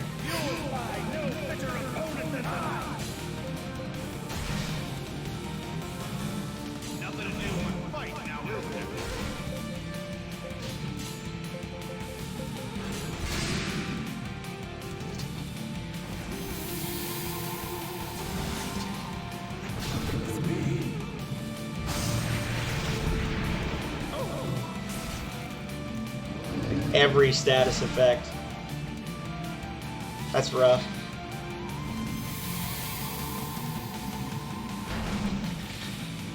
Oh, well, there you go. Good job, McGrady. McGrady is one of the very first units that you can hire, and most people that play this game think he's trash, but it's because they're dumb. McGrady is a white mage that uses an axe bigger than he is, and he's pretty smart as far as healers come. He tends to be more on the, like, aggressive healer side. So when he sees another union that needs healing, he will heal them. For the most part. This is going to be bad. Morale drop.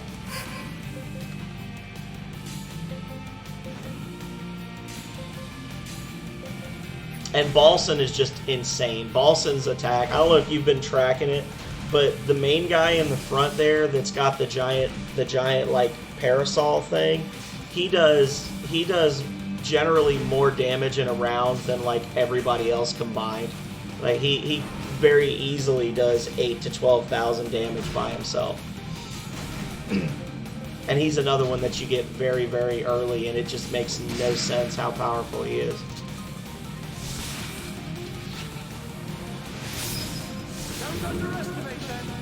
But he's not required. Like, it's something you can do a quest for him and then you can hire him, but you don't have to hire him. You don't have to put him in your party. It's just, yeah.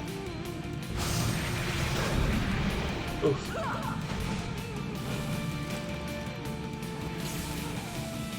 I'm just waiting for that dark breath. I don't want it to happen, but I'm waiting for it.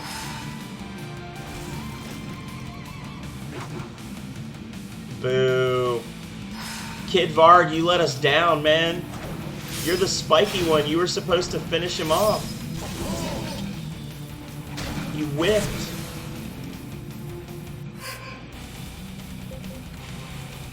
Uh-oh. Shit's getting serious.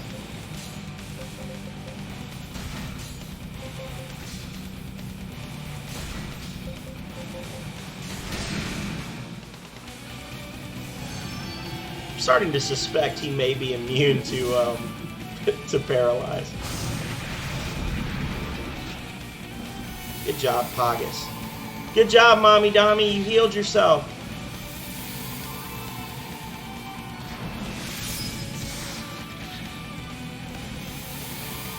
Oh, I kind of wish I'd let him hit me first, because then McGrady could have healed him back to full afterwards. Woo!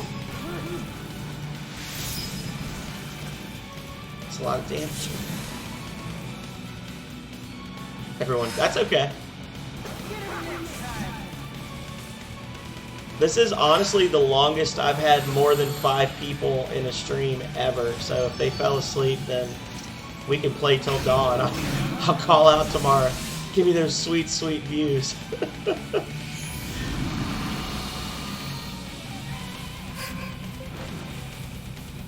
I appreciate you asking me so many questions about the game, though.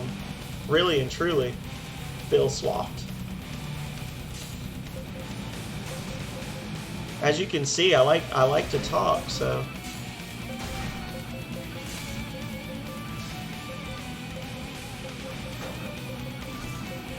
Yeah. Well, I'll feel confident once his name starts flashing. That art sap, that means he's gonna. Art sap means he's gonna use dark breath at the end of this. He's gonna drain our AP away and then use it at the end of the round. So, I would really love to get some sick critical hits right now before he wrecks me. Because when he does it, he's not going to do it to one union. He's literally just going to spit like black mist straight down, and everybody gathered around him is going to take damage. Come on, let's run him down. Let's run him down.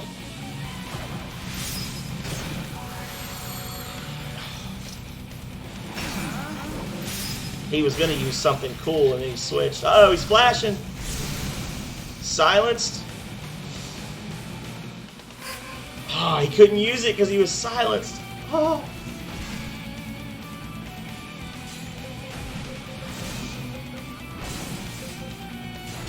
Get him. I'm not sure exactly what the health has to be to start flashing. I think it's either 10% or 20%. But unless something horrible happens, we should kill him this round, I think.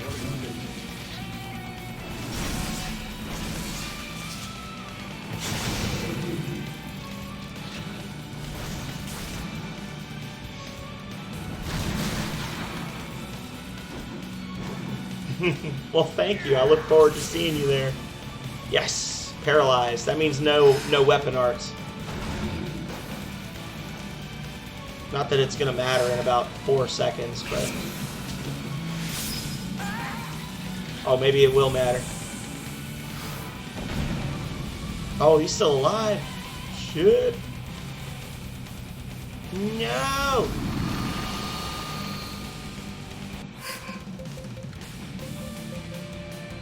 Music changes again. It's like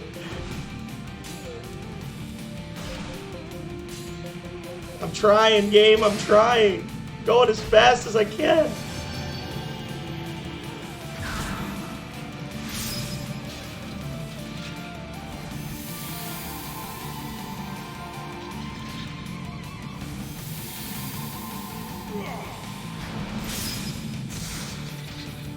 I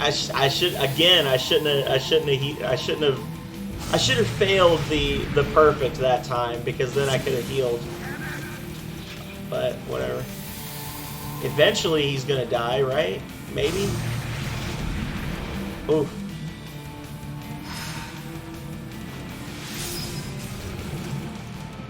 Alright, Kid Varg. Yeah, Kid Varg! With the kill. May the God Emperor bless you. Whew. Get ready for all the level ups. Oh, that's... Oh, I only got one item. That's sad. Strategic failures. Yeah, sometimes it helps. Are you two alright? I think that's like the only time Kid Varg hit the whole fight. He swooped in and did a kill steal at the end.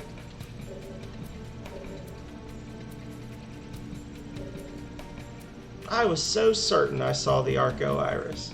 But there's nothing here now, huh? Lesai. No, certainly you met the Remnant of Miracles, Sabal. The time we threw... So now he's basically saying that the real miracle is that the three of them all reunited for one last adventure.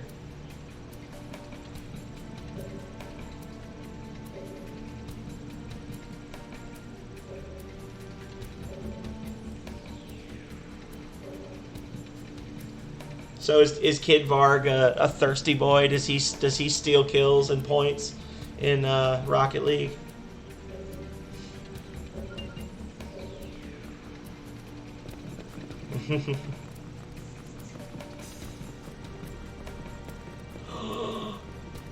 Uh-oh. Dun dun dun!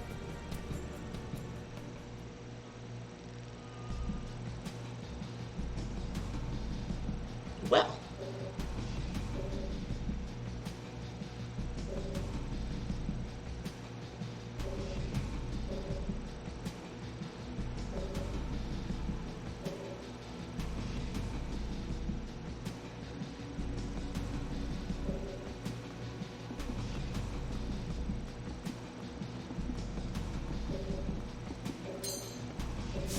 I don't know if it qualifies as me being toxic or if it's just a good strategy, but honestly, when I play Rocket League, I mostly just like to demolish other players.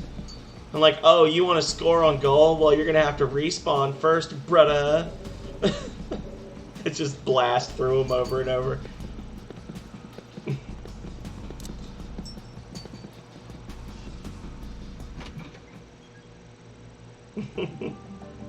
Good. Is it on your stream or is it on Kid Varg's stream as a clip so I can watch it?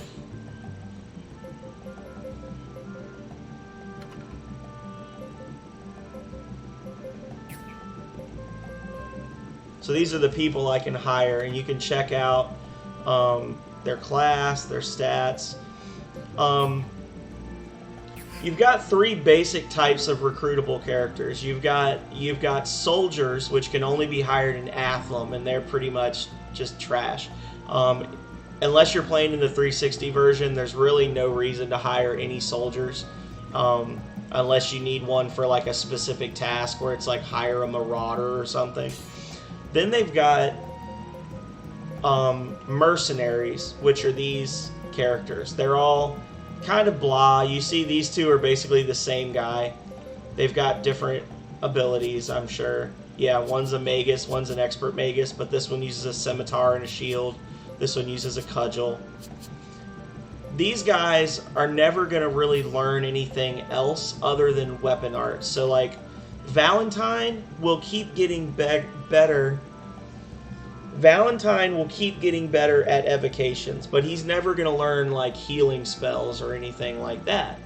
Over time, if you keep telling him to use physical attacks, he could learn weapon arts for his weapon type, but that's about it. The difference being Maddox, because Maddox is like a unique character. Maddox is going to start out, obviously he costs a lot more. He's going to start out with multiple things. He's going to have higher stats. And as you advance in battle rank with him, he will occasionally say, hey, should I take this opportunity to learn blah, blah, blah. And he can actually expand his list of commands, which is what you saw probably when you first came in and didn't really know what you were looking at. There was a bit where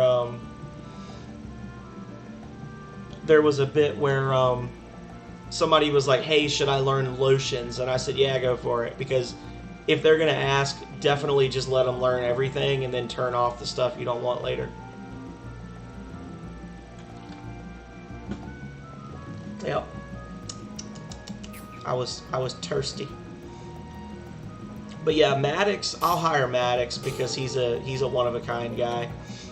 These ones, none of them are really anything to write home about. Oh, and these are my guild tasks right now. It's just ginger ale right now. I was sipping adult beverages earlier, but I ran out. So right now I've got a ram skull, a daimyo katana, nymph core. These are all things that I need to get in order to finish these tasks, and then I'll get rewards for them. This one I should have. I can get those. These are rare versions, like rare variants of monsters that spawn up in different places.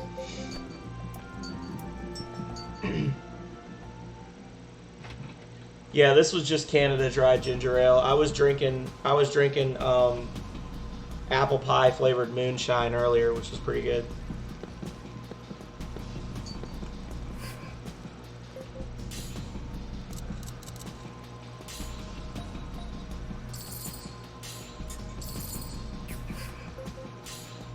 So like you see these items that have the little scales next to them. These are things that you can't buy until you've reached a certain level with your commerce points.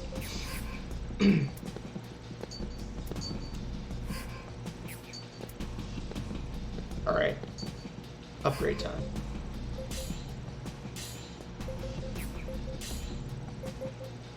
Yeah.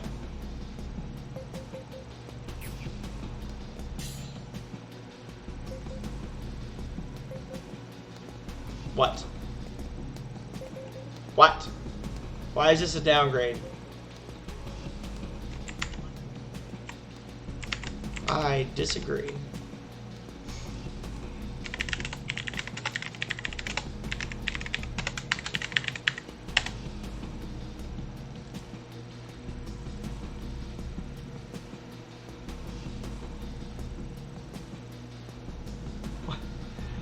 That appears to be an issue.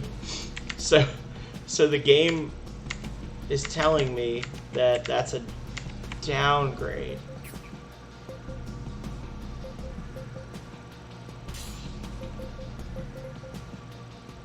Oh, I know why. Okay.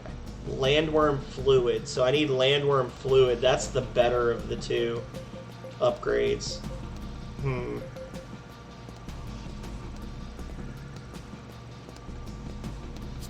There you go. That's why. Because I was looking at what's in my main hand, and this is my offhand weapon. So if I was to get landworm fluid, I could get a much better upgrade, actually.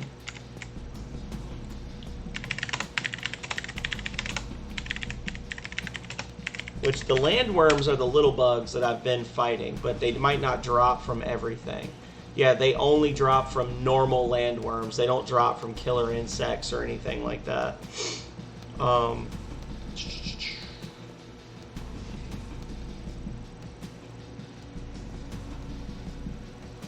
Yeah.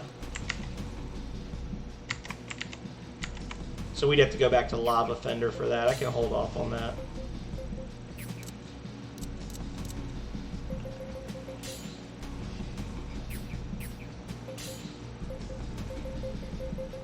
And then this is just all stuff that I can just make. The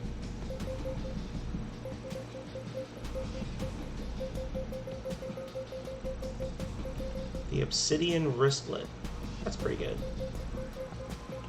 Kuchulane's Lament. Isn't there supposed to... Oh, I need another Torn Scripture. Damn it.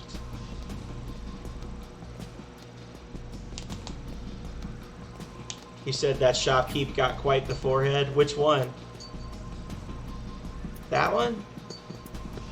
Let's see. That one? Oh, well, hello, sir. I think he sees me.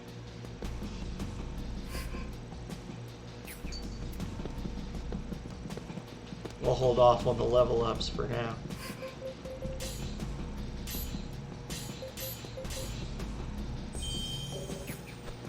No, sir, that's a 6 head right there. He went from 4 straight past 5 on to 6. Sure, whatever. I'll give you that. Sure, I literally just bought a bunch of it. Sure, let's... Yes, everybody, you all get treasure. Sure. Needy bastards.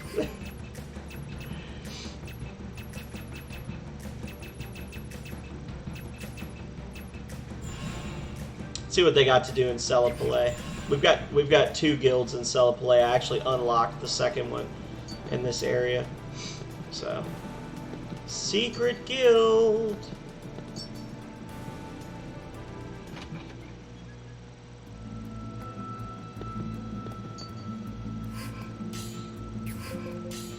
Yep, got a couple done.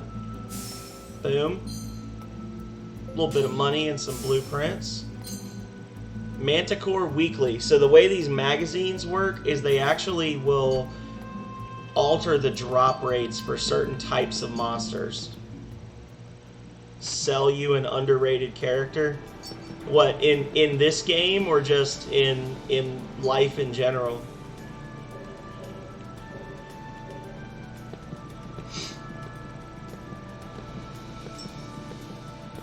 Either. Okay. So, this is Semri. Semri is one of the first characters that you can hire very early in the game. And Semri starts out with a sword and a shield. And all he knows is one-handed and power grip. Now, I blocked off power grip. So all he can do... Remember I was saying earlier how mostly you want mercenaries that have a lot of different things they can do so they can level up. Well, Semri... most people don't like him. They say he's no good because all he does is use a one-handed sword, blah, blah, blah, blah, blah. And he's not so great at picking out accessories for himself. But, as you can see, he has a ton of HP. He's got more HP than anybody else other than Balsan, who I've already said is broken. So he adds a lot of HP, and he adds a lot of strength and defense to your union. He also, you will notice, has an insanely high evasion. So only the characters that have shields are going to have evasion skills. So Gabriel's got a 6 physical evasion and 8 magic evasion. David has an 8 physical, 4 magic. And that's pretty much everybody with a shield. Semri has a 13% physical evasion and a 10% magic evasion, which means not only does he have more health and a higher defense, and because stats are cumulative for everyone in the union, not only does he bring more HP and more defense and more strength to a union, but he also has an insanely high evasion rate that he passes on to everyone else. And because he's got that shield, as you saw in one of the previous fights, when you do a perfect defense, he gets a shield bash. And shield bashes will either do damage or they'll knock an enemy out for the following round. Semri has an unusually high occurrence of damage shield bashes, and because he's so strong, he usually does like 5,000 or 6,000 damage with a shield bash. On top of that, if you can get him to legendary swashbuckler mode, which I have done, and then you keep leveling him, eventually he will level up his weapon to the point where it becomes a high brand, which is a type of sword that actually has its own unique weapon art that only the high brand can do. And he's one of the few characters that can get a high brand and use it effectively because all he does is physical attacks. A lot of the characters that use the high brand tend to be combo characters, or they're less useful characters, but for him to be very tanky but still have that move is just unusual. And he can get a superlative whatever shield where he can get even better evasion. Like his evasion goes all the way up to like the 20s eventually. So, and I think he cost me somewhere in the range of like 1,000 gold to hire.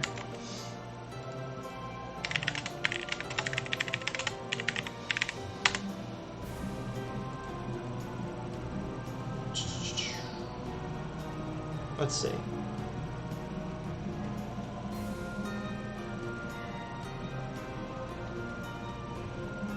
It doesn't tell me what his... I'm looking him up to see what it costs to hire him, but it's not telling me.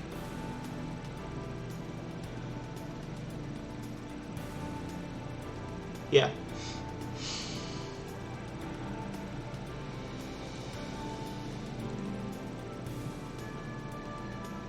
Yeah, eventually he gets a move called the Holy Wind, which just hits every enemy in the opposing union for massive damage.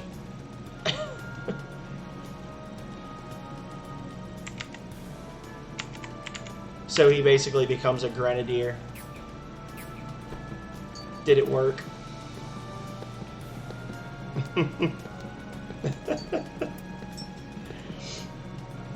I already did that for McGrady, kind of, when I was like, oh, McGrady's the exact opposite. He's got garbage health. Most people don't like him because his health is so low. But these guys have an excuse because they're fairly new, and Faye is new. He was the first character I ever hired, so for his HP to be so low, it's because he's just got low HP. But he makes up for it by having ridiculous AI, where he switches up a lot and he does smart boy moves. So other than Rocket League, what other games do you play, Zyfel? And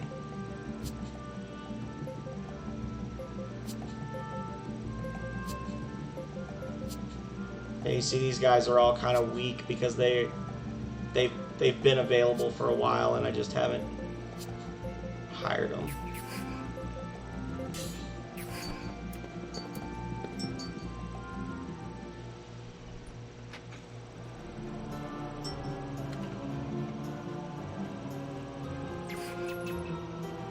Oh, I was gonna actually check the quests here, wasn't I? I got distracted talking about how great Semri is. Raft. I would like to play Raft. I had actually talked with Mommy Dami. I reference several people in my streams a lot. Mommy Dami, Megami Mori. We do a lot of co-op stuff. Generally, Fridays is a co-op streaming thing for me. So tomorrow night, Mommy Dami and I are going to be playing co-op. Pokemon is a good classic RPG. I'm actually really looking forward to the Diamond and Pearl remake. I'm planning to get a capture card soon, and I'm gonna do some Pokemon streaming. I'm gonna do Sword and Shield. I'm not gonna do shiny hunting. I think shiny hunting is boring as hell. I'm just gonna play the game, and I'm gonna have viewers basically decide which monsters I get. And when Diamond and Pearl come out, I'll probably do the same thing. I would like to play Raft, though, but the problem is that we all have known each other long enough that I know that either I or they, somebody's getting left behind, basically. Somebody's going to run onto an island to get some melons or something, and then the rest of us are just going to sail off and leave them. Like, we're all good friends, and it's all in good fun, but at the end of the day, somebody's going to get marooned real quick. And I know that when that happens, people will get mad at each other. We've played a fair amount of the forest together, though. And we've managed not to be too toxic to each other in that game. Poison.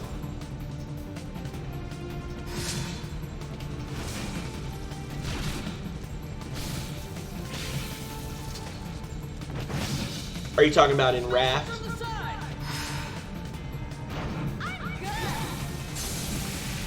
I'm good. Stand up, keep fighting.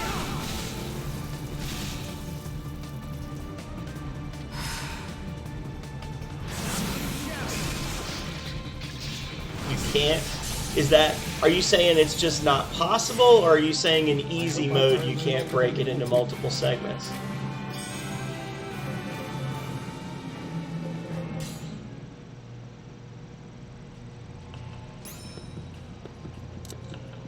Not possible. Okay. Come on out. See, that's what I'm wondering is like, if you and I were playing together and I ran onto an island to get some stuff, and then you just were like, later, hater, and just sailed away, what could I do at that point? Like, if I die, will I respawn on the raft? Can I build a new raft and try to catch up with you using materials that wash ashore? Like, I feel like it would end in tears.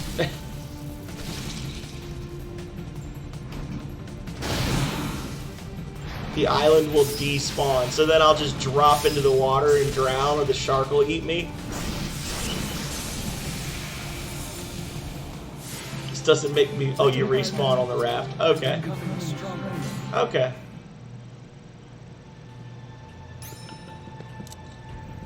Yeah, we do a lot of the, like, crafting and survival games together. We like building houses together.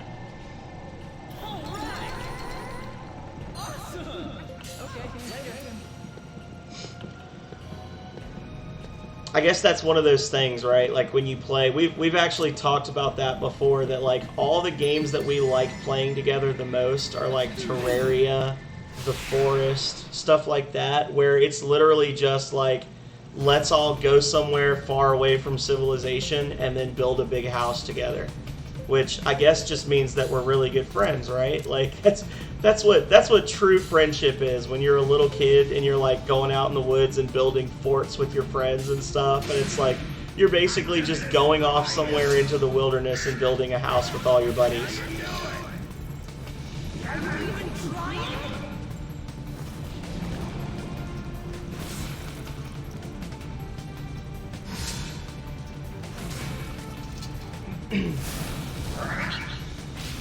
I got you.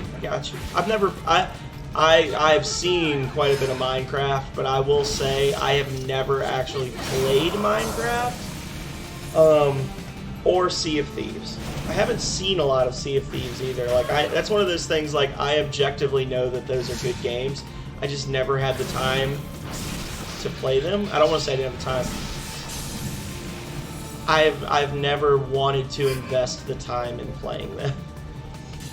And not because I think they're bad, but because there's just other stuff I want to play instead.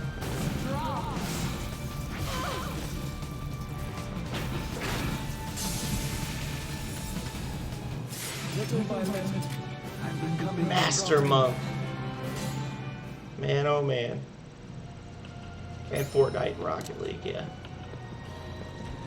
Let's do this. Wow. Thought I was a little further away. If you do the challenge to battle and they're not actually in your range, but they see it, then they get pissed off and they'll actually chase you non-stop. So that's another way to like pull enemies together so you can get more enemies in a single battle. Subnautica. I have watched a lot of Subnautica. That's actually one of the few things that I won't say I enjoy watching Markiplier a lot, but generally speaking, he tends to skew more towards the entertaining rather than the skillful gameplay. But I actually watched his entire Subnautica, like 70 episode Subnautica series, and that was entertaining, and he did a decent job in it. So I enjoyed that. I am not getting landworm juices here, and it's making me think I've been lied to.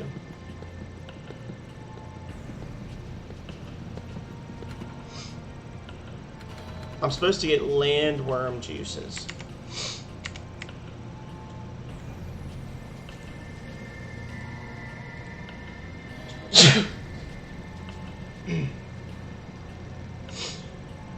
Bless me, bless me.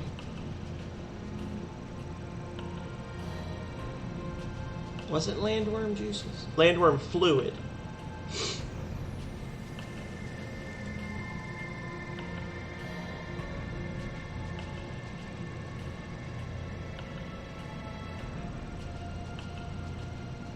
Oh, it's like an ultra rare thing from...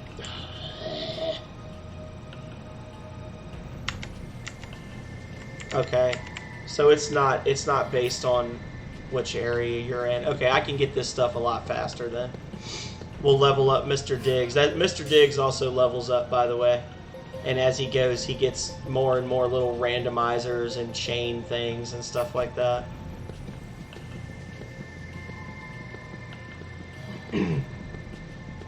Undermine? What is Undermine? I don't know that I'm familiar with that one.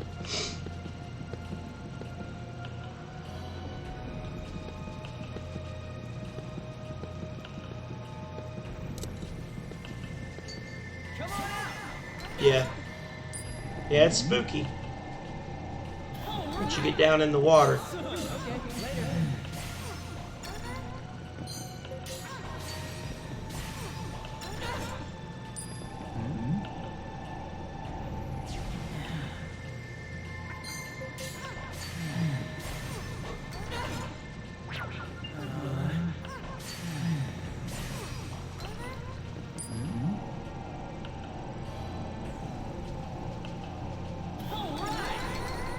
Nice.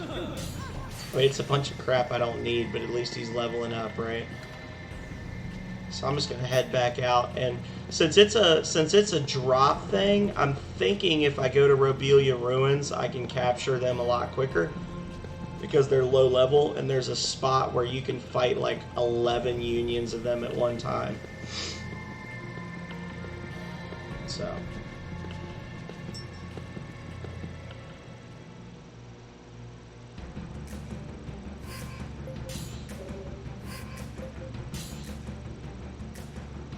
Okay.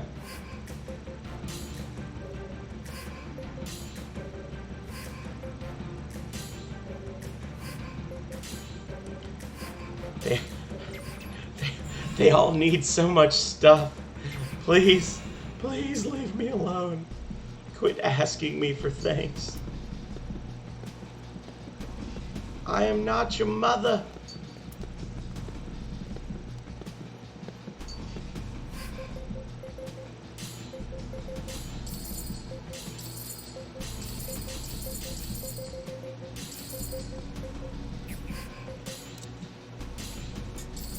Okay.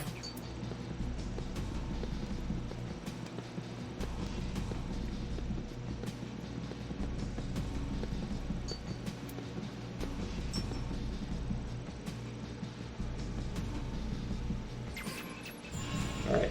I need to go put my phone on the charger real quick, and then I will be right back. And we'll hit Robelia Ruins, try to get the fluid, and I'll probably be calling it in about 30 minutes, I think. That'll put me at 12:30 a.m.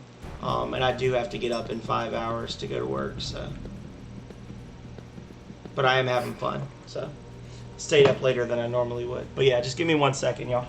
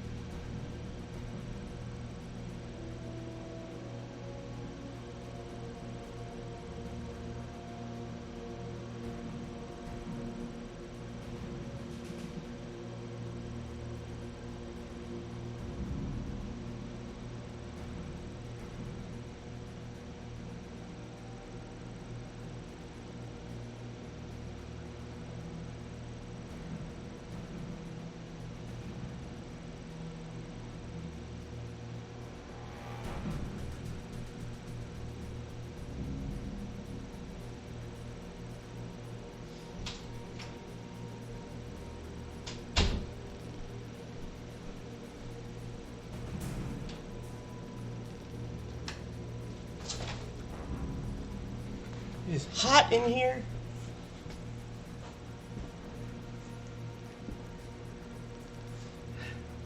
It is 6 minutes after midnight here. I live on the east coast of the United States. So I am about as far away, if you live in the same place as Kid Varg, I'm about as far away from your time zone as we can be. I with COVID right now, I work from home most of the time, so it's not gonna be like, oh, okay, well then there you go. Yeah, I live in Virginia. What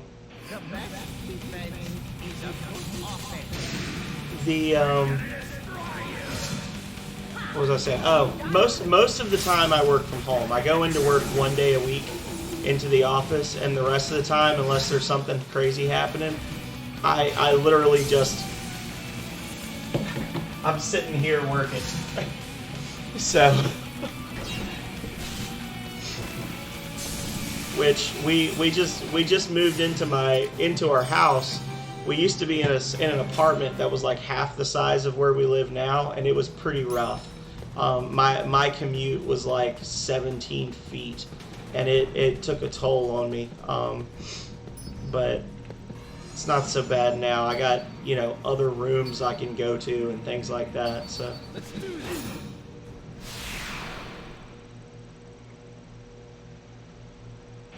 Well, I get up. I start when I'm working. I generally, when I go into the office, I start at 7:30. I try to start at 7 so I can get done a little sooner when I'm working from home. But generally, I get up between 5:30 and 6 because I have to feed. I don't say I always. Either Calrea or I will feed the animals. We get coffee going. We have breakfast. And, we try to spend a little bit of time together before we start to work. Now, if we're both working from home, she's on the other side of that wall. And we can, we see each other all day. But, yeah, roguelike. Okay, it's a roguelike. But I don't generally like to just get up and immediately start working because it makes the day drag a lot if you roll out of bed into your work desk,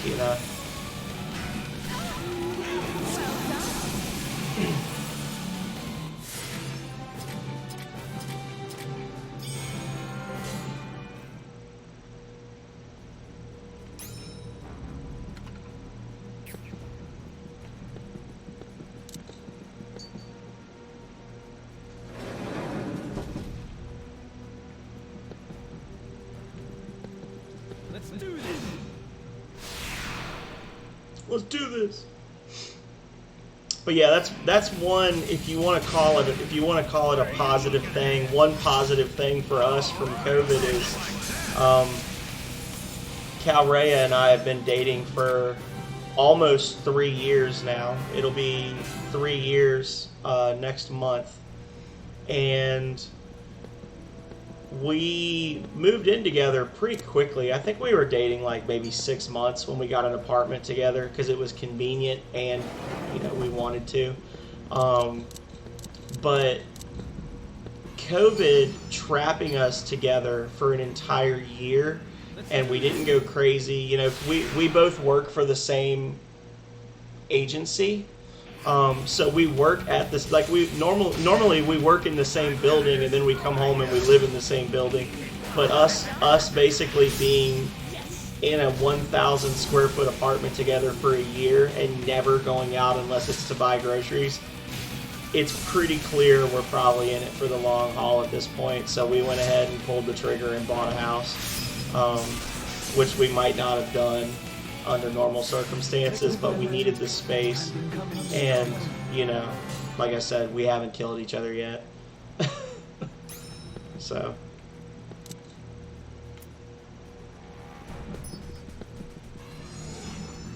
Let's do this.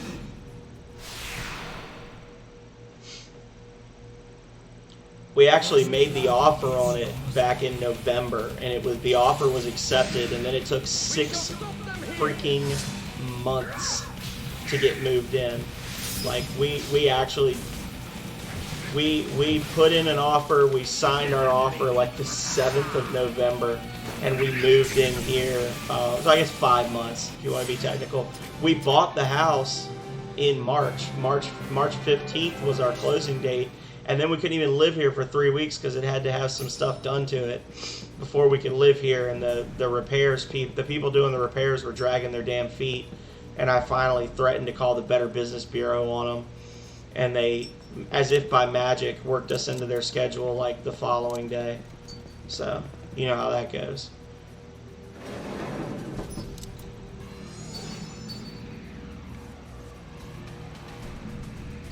But yeah, we're pretty excited. We've mostly gotten, honestly, I'm the one that's not unpacked yet. Most of the walls in this office are empty. The office I'm in is not very full. Eventually it'll have a bunch of cool shit on the walls, and I need to get a new desk and all sorts of things so I can go to the double monitor streamer boy setup. Oh, it's crazy here too, man. Believe me, this house was the second house we ever looked at. And the first time we put an offer on it, we came and looked at it on Thursday. Told our agent we wanted to put an offer on it. They said, okay, the sellers are going to be reviewing offers Saturday at 12 noon. And then Friday at 3 p.m. they called us and said somebody made an offer the sellers didn't want to pass up. And we were like, oh, well, we lost the house. And then we went looking at all these other places, and there were multiple houses we looked at, none of them that we liked as much as this one. But we looked at houses, and we'd be like, wow, I really like that house. And the following day, like it would open up for tours on a Monday, and on Tuesday it would be under contract. It was so crazy. My friend Divide by Zero, who you gave a sub to earlier, yay you, thank you so much. I still am in shock that anybody would do such a thing. He's looking for a house in our area right now, and he's running into the same area where like there's houses on the market, but they just sell like the day they go up for sale. They're gone instantly. So, Let's do this. right. The winner's the one. But we got this one.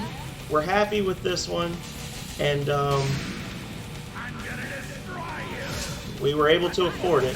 So that's the main thing. Is it's actually crazy rent. Where we live in Central Virginia, the rent is so crazy that we bought a house. Our house cost $250,000, and our mortgage is less than our rent was in our apartment. we were paying like $1,300 a month in rent for an apartment half the size of our house with no yard. We're actually saving $100, including all of our utilities and everything. Like all of our utilities and everything included, home insurance, security, all that jazz. We're still saving $75, $100. It's ridiculous.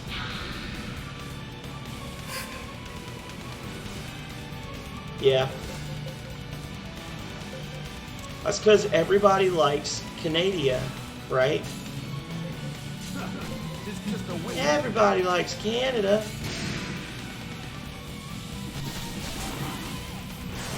Are you in is it just that there's not a lot of houses right now, or is it that you're in an area that's kind of like in an economic upturn, so it's in high demand?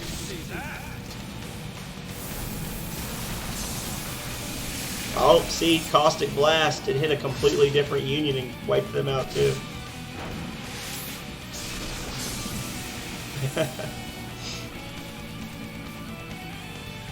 Yeah, property is crazy. If you go a few hours up the road to Washington, D.C., forget it. Actually, if you go 20 minutes up the road to Richmond City, you could buy a house that's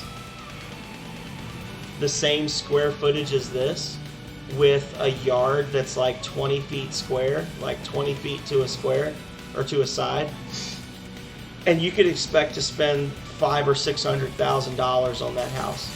Inside, like in the, I won't even say in the really nice part, in the decent parts of Richmond, you'll spend $500,000 on a house smaller than this, crammed between two other houses. It's crazy. You're in cottage country. Well, I'm jealous though. No, I'm not. I like where I live. if we as a planet ever get over COVID, we'll be in a good spot. I really wanted to live in the city, but Calrea's a country girl. She's not, well, I won't say that. She's not a country girl like go hunting and wear camouflage country girl. She's just a I don't want to be near people girl.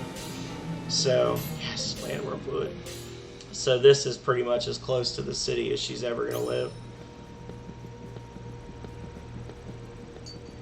That's nice though. Cottage country on the river. That makes sense.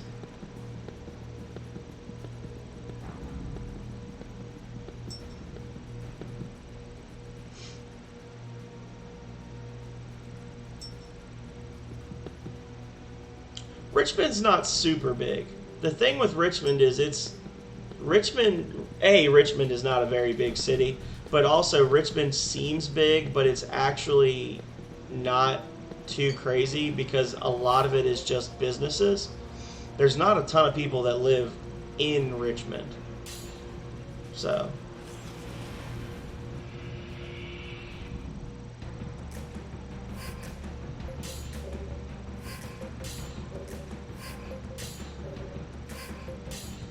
I literally just bought Vacal Iron for you, and you want more. Needy boy.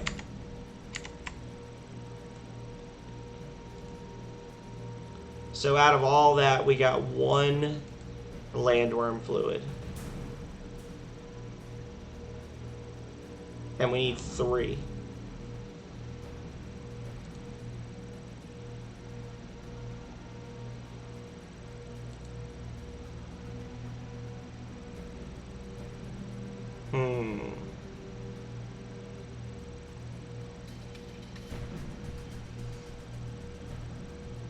If I go upstairs, the enemies are going to be stronger, but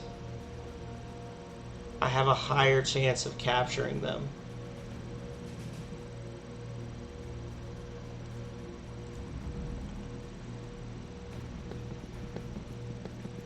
I might put a redeem up where I do like a house tour. I'll figure out how to stream from my phone, and I might live stream a house tour once the house is all set up. Might be fun.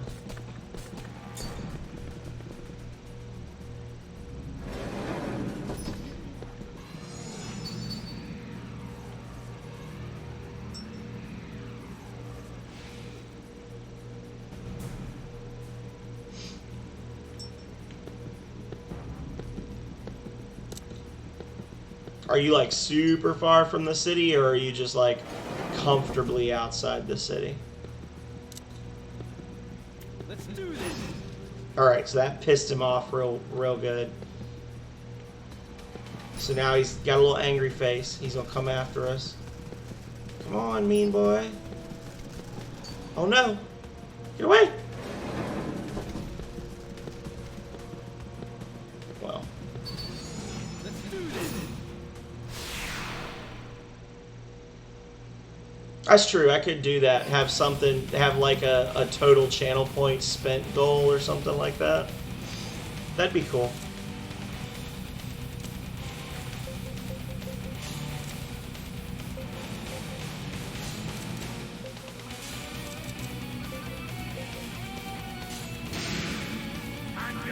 Right now, my most popular goals are the I have, and they're not actually turned on right now, but I have a Hobbs and a Momo says hi, and that's two of my cats. They're my 2 most popular cats. I have a kitten that's like 3 months old, and I have an older cat. He's like 12, and other than that, it's mostly pretty standard stuff. That's cool. That's cool. 7 minutes. That's, yeah. As long as you can go get groceries, right? And don't have to worry about stuff melting before you get home. That's the key. This is our big chance.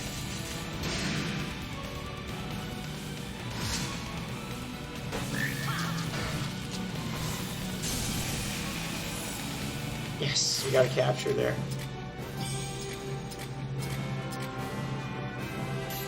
Alright. One more landworm fluid and we gonna be set.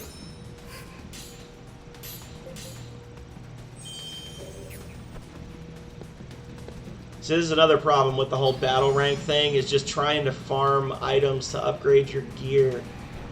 You level up and you don't want to. Within ice cream distance. I wasn't necessarily talking about ice cream. Could have been other stuff. I'm gonna destroy you.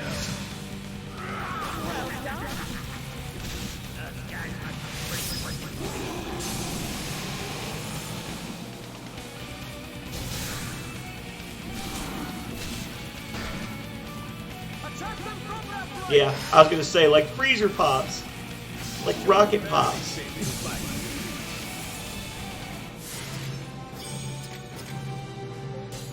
I don't know, are rocket pops a thing in Canada? I don't know if that qualifies as like an American thing or not. The red, white, and blue popsicles. It's like red, then white, then blue, and it's 3 different flavors. I don't know if that's like an America thing or if that's just a that's what they look like thing. Okay. Rocket pops are the shit. Only way rocket pops would be better would be if they were just all white, because the white bit is the best tasting, I think. In my humble opinion.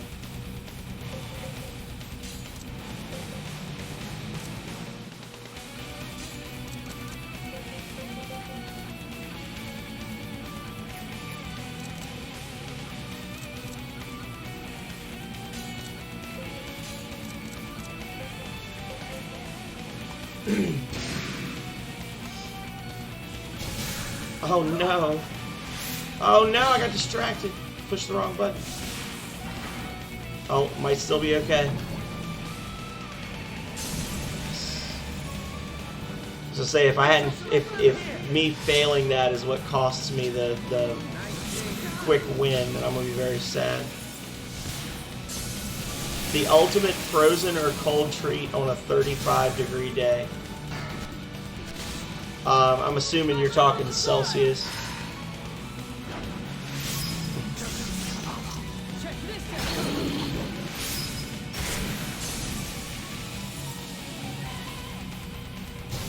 I would say iced tea with mint.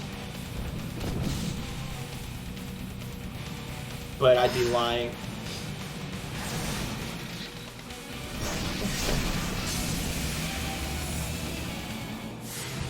I hope I grow stronger than Mystic this. stuff, huh?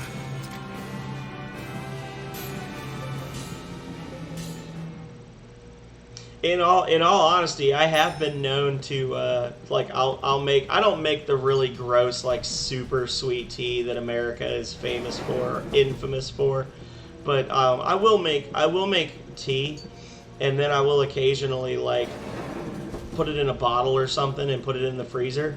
So then as it starts to get like, it doesn't freeze all the way, but it starts to get like the ice crystals and stuff in it.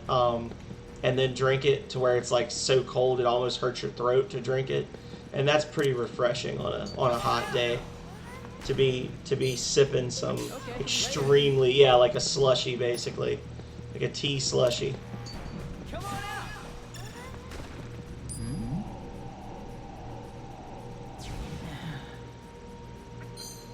Okay, later.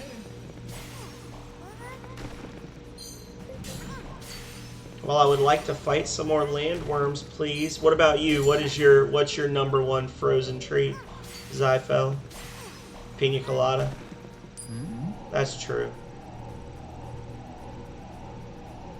All right. Awesome. That is true. There's a chain. It's like a Tex-Mex chain that is called Chewy's, and they do a lot of like chips and salsa and just different like south of the border type foods, south of the American border type foods. But one of the drinks that they sell, it's like a special drink they sell it's called a New Mexican Martini. And it's basically a martini that's made using tequila that's infused with jalapeno peppers. And they serve it super cold. and that's also quite refreshing. Like, you'd think, oh my god, that would be like horrible, but it's not super overwhelmingly spicy. It's just got like a little bit of a bite to it when you drink it, and I'm getting a little bit of a going thinking about that, because I haven't had a New Mexican martini in about 14 months since COVID. Not that I'm counting, you know. But there's a Chewy's not too far from where I live, and I have a friend that's a bartender there, so she would always hook me up.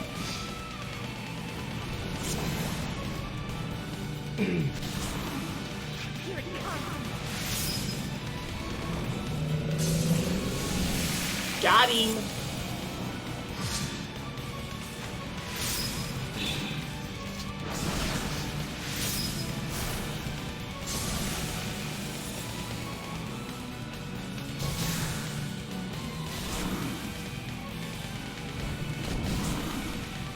Catch them in their blind spot.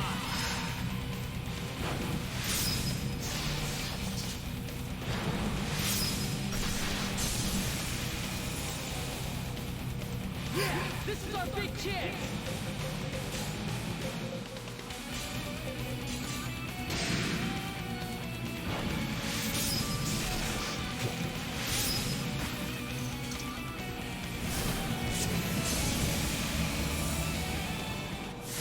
Cold beers only. Always good. Always good. That's probably our big thing. We don't do a whole lot of like candy and ice cream and all that, but Calrea and I, we don't sit around and get trashed or anything, but we are comfortable having a sip of alcohol or two most days of the week. Like, you know, and after, like, that's our after work unwind thing, is we'll pour a drink and just kind of chill, and we probably shouldn't drink as much as we do. I'm sure some people would say it's unhealthy. But yeah. Cold beers. Cold beers.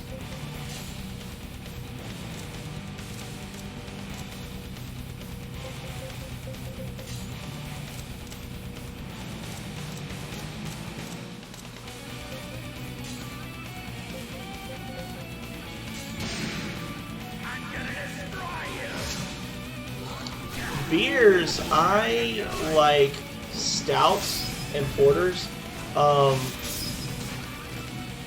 If you don't know, which I wouldn't blame you if you didn't, Virginia as a state, and Richmond in specific, particularly, has a lot of really good breweries. So I tend to stick with like local stuff.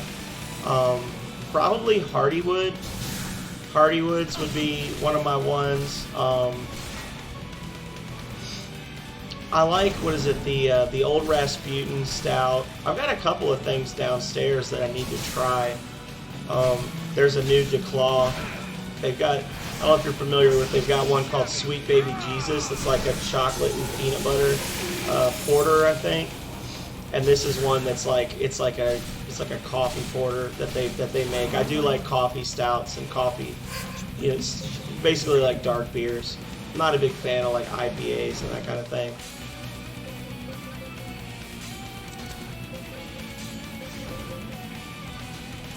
But other than that, I don't have like a specific brand that I swear by, other than, like I said, Hardywood.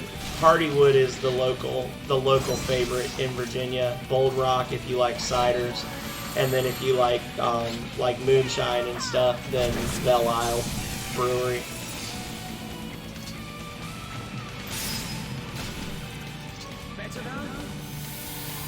Why are you healing, Goober?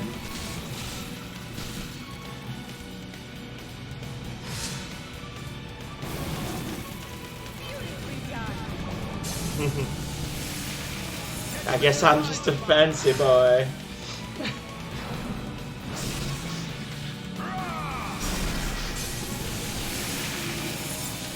But yeah, I like, there's a couple of good places in the city or near where we used to live that one of their big draws is that they have a ton of craft beers, and I'd pretty much just try any old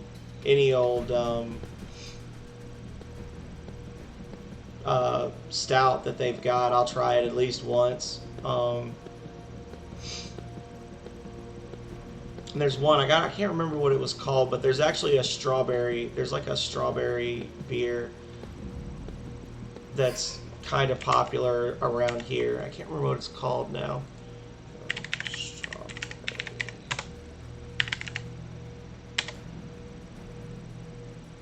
Sam Smith.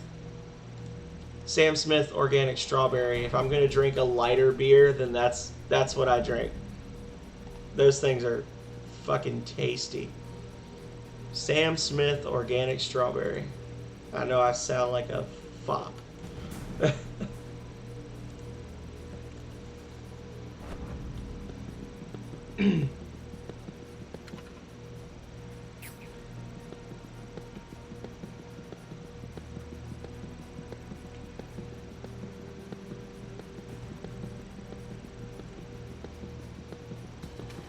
The other thing that everybody wants you to drink in Central Virginia is PBR for some reason. Ugh, PBR is nasty. Was it Pobst Blue Ribbon? That's, I guess, like the local thing. They call it they call it PBR, and they say it stands for the People's Beer of Richmond. It's a cheap beer that college students drink. Let's do this.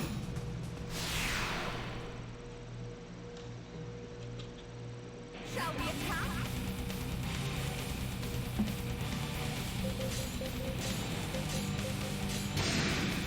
I'm gonna destroy you!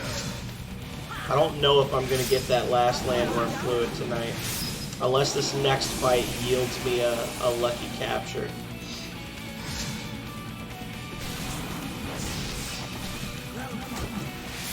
No name beer.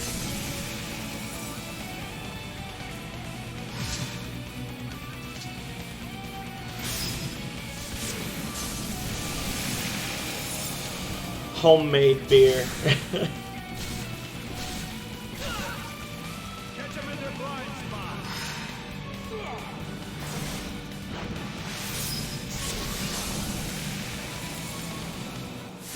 There's still plenty of power left in these old bones. Alright. Cross our fingers. Let's hope for a miracle. Is there another one up at the top? There is. Hey, buddy! So see, it like slowed them way down, and now I've got until I get... You want to drink now? Then do it. I'll allow it. I might go get something as well. I might... Just to wrap up my stream, I might go downstairs and pour myself a tiny cup of something and then toast you for being such a fantastic person. Coming in and hanging out and gifting and chatting and everything. Just for being you. For being the best around.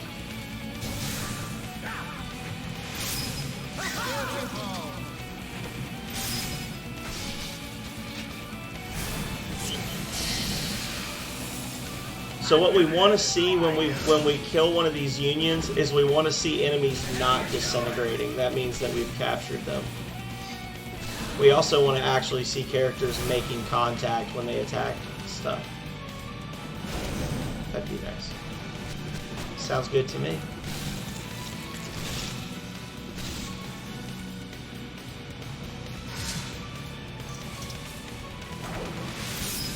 Boom, baby.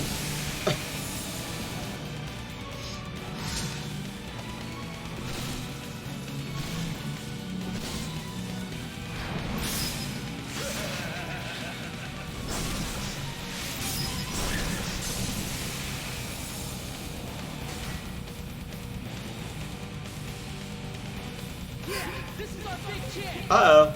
Ooh. I'm gonna go... I'm a... Zyphel, are you here right now? Or have you already stepped away? We're gonna finish this up right with a good old-fashioned Square Enix limit break. But I gotta wait for him to get back. I'll go get my little sippy, and then I'll assume that he'll be back after that. Be right back, everybody. Don't go anywhere.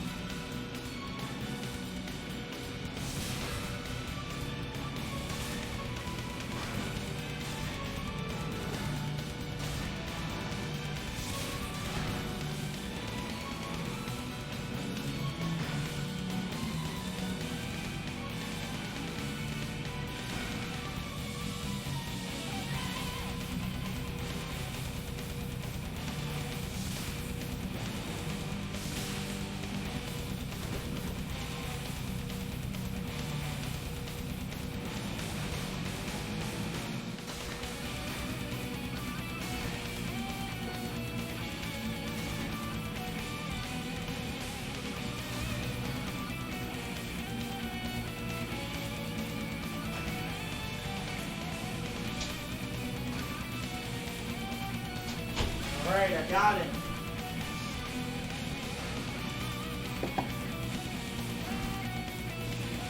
It's called Detour. Okay. Well, I have, as I said, Belle Isle. I have a, and by the way, in case you're wondering, this used to be a candle. A lot of our shot glasses used to be little like tea light candles. So this is my special, slightly bigger than normal shot glass. I got Belle Isle cold brew coffee moonshine, which is better than it sounds, and it is quite tasty. So I'm gonna do to Zyphel, and also to Kid Varg. I don't know if he's awake or not, but to Kid Varg for bringing you in and for always being there. As I have said before, Kid Varg was actually the very first streamer. Like, I had started watching some people, but Kid Varg was the first person that I came in and like actually started talking to, and like I would say building a relationship with in the community. And he is super awesome and approachable, and anybody who is watching this right now or anybody who's watching this in the future needs to go give him a follow and give Zyphel a follow, because they are both awesome. So this is to all of you gentlemen.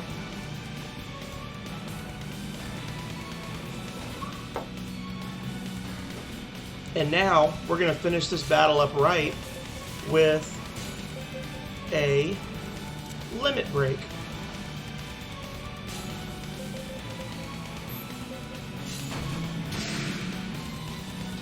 Be more careful from now on. Thanks.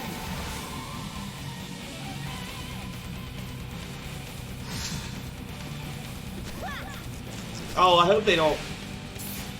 I don't want them to kill him before. If I don't get to do my limit break, I'll be so sad. I'm not gonna press any buttons. No, I didn't get to do the Omni Strike. Damn it.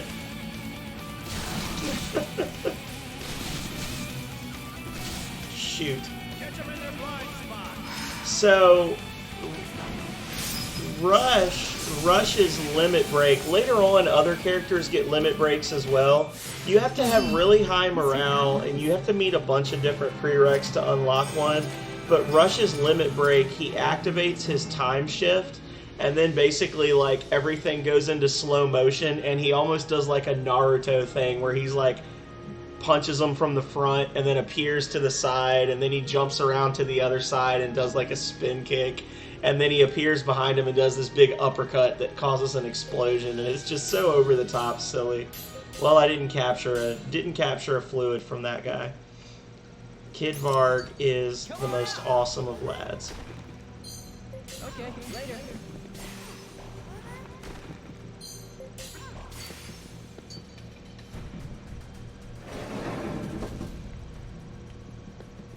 Hello? Is anybody here? I'd like to capture a landworm, please. Uh-oh. Let's do this. Alright, Monkey Mane.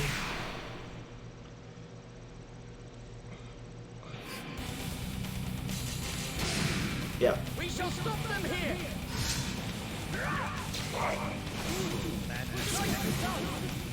Immediate. Uh-oh, cavalry call. This could be bad. This is one of those games where the enemies can use cavalry call, and then the summoned enemies can also use cavalry call, and you can get trapped in a point where like the enemies keep calling for help faster than you can wipe them out. So you got to be careful with cavalry call. And it causes your morale to drop every time a new unit joins the battle. So that's the other issue.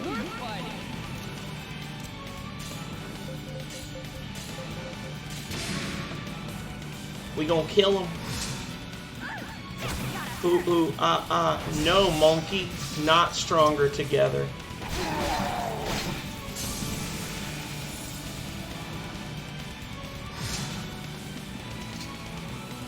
Say hi to Harambe! Sorry, too soon. I hope I'm growing stronger than before.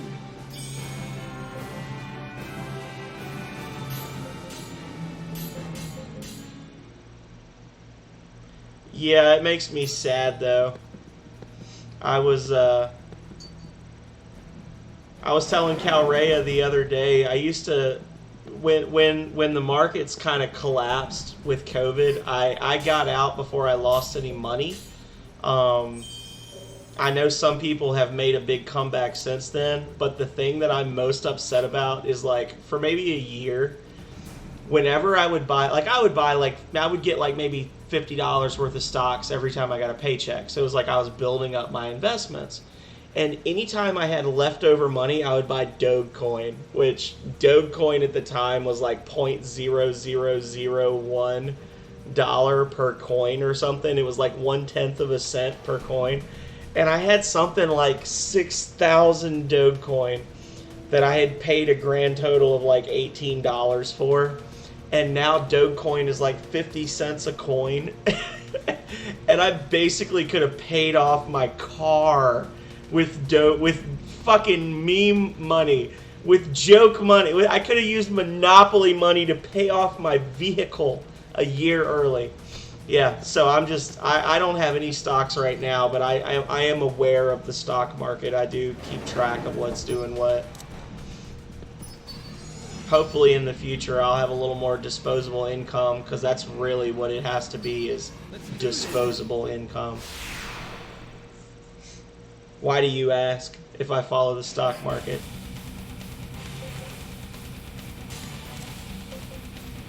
I wasn't doing a lot of shorts and things like that. I was mostly just investing in things that had, I had a good mix of quarterly and monthly dividends.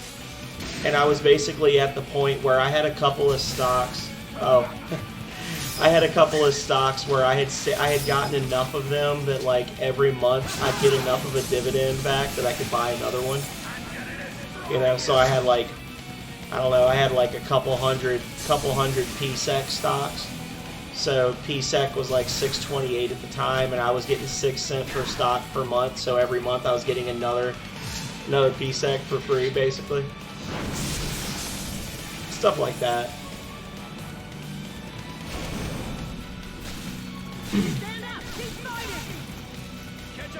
I wish I'd had some GameStop stock when the people were going crazy with GameStop, because I used to work for GameStop years ago, and they were such a shitty company that when they were like bottoming out at the end of last year, and people were like, you could buy stock in GameStop for like $3 a share. I was like, you know what?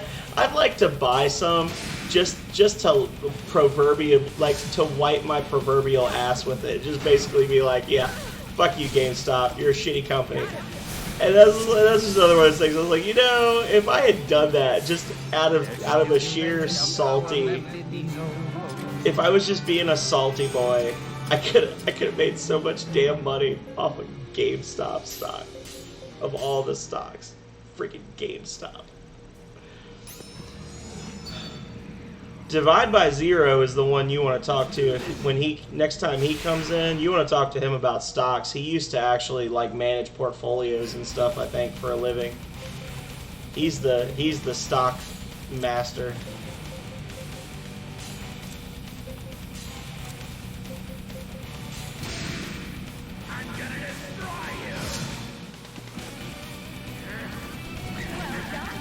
Yeah, I have a whole list of stocks that I look at and go, man, if I had money, I could buy some stocks, and then in a few years, I'd be set.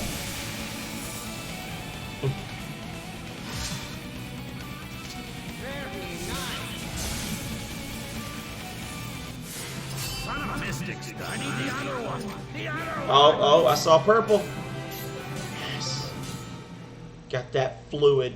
Now we gotta get the hell out of here. Where am I? That's the exit down there, bottom center. We'll just run through. I want to, but it's one of those things you never know, especially nowadays with everything that's going on. It's like there's some things that you want to just say, okay, I know this will be fine. But it really does come down to, like, it's basically like buying a scratcher card, like a lottery ticket, because you never know. You never know what could happen. Yeah. I'm gonna destroy you. I also had I had an Acorns account at one point. I don't know if you ever used Acorns, but the way Acorn, because I don't carry cash at all, like a lot of people nowadays, and the way, if you don't know, the way Acorns works is they actually have it set up so you get partial stocks in ETFs, like Vanguard and stuff like that, and basically every time you, oh nice, every time you buy anything with anytime you buy anything with your debit card, it just rounds it up, and then you can set it to like add $1. So like for me, I said round up and then add $1. So if I bought you know, a bottle of booze and I pay $18.76, then it's going to round up the 76 to 19 and then add $1, and that extra $1.24 that gets pulled out, it will be used to buy partial shares of ETF stocks. So it's kind of like a savings account / investment portfolio where you can set it up and you can choose what you want it to invest in. And I had a fair amount of money in that as well, and that I actually emptied out. That did me well. I had that for about 2 years, and I saved up enough to pay a couple of $1,000s towards a certificate I was doing, a paralegal certificate, because my schooling is not in the legal field, but I work in the legal field. So just to give myself a little more credibility, I went and did a paralegal certificate at my school, and that ended up paying for like a third of it, just that little account that I just got and then never thought about again. I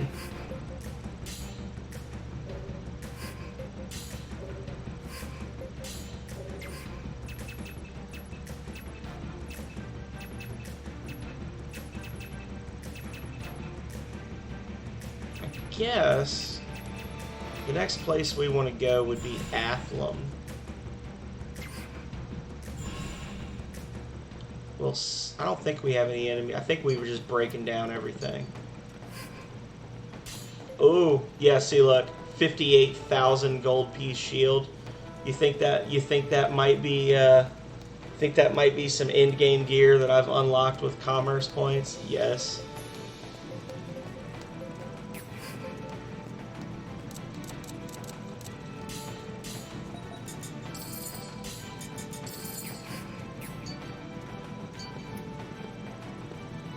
Hey, buddy.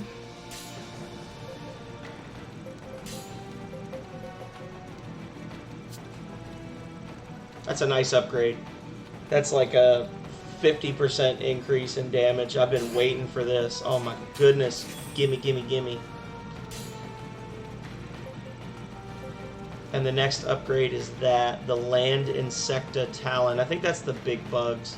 And that'll actually drop my physical attack and my defense a little bit, which is not so great. But I also need a Daimyo Katana for a quest that I'm working on, so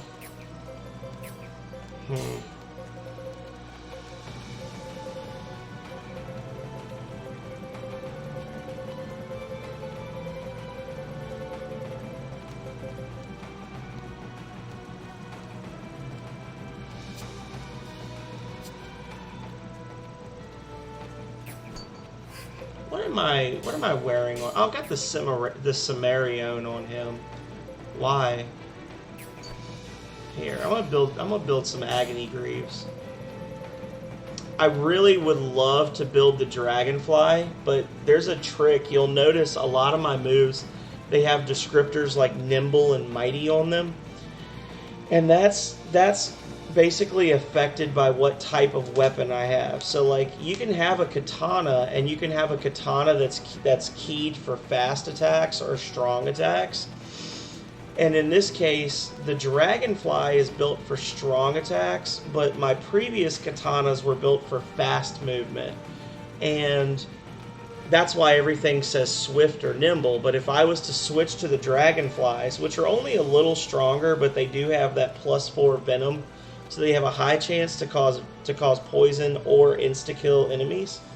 Those are actually mighty weapons, so that would actually cause me to stop advancing. All of my moves that have nimble or peerless on them would stop leveling up. Or was it swift and nimble, and then mighty and peerless would slowly take over, but it would take hours and hours of leveling to get them to actually level up.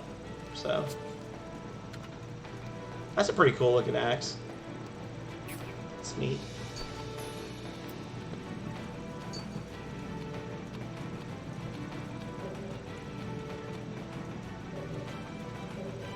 Alright, I said I was going to stop at the 3 hour mark, but since we've got people in here, I'm going to do the next storyline quest. And if I fail it, I'm not going to be mad.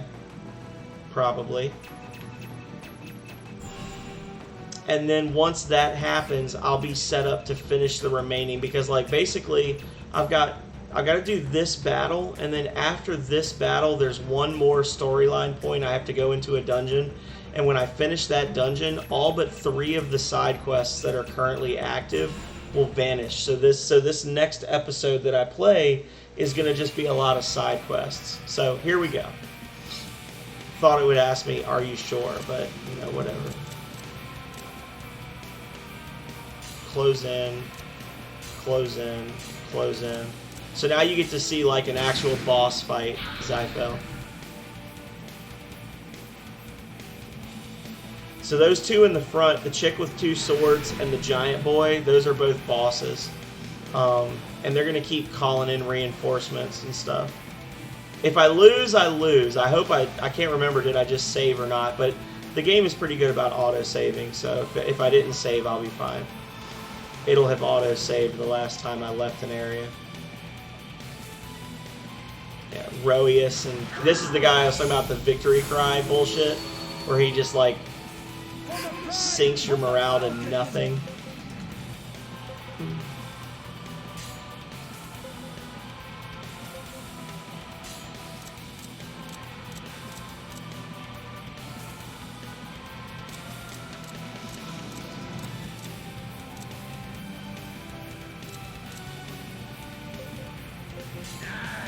This one looks loaded. We shall stop them here.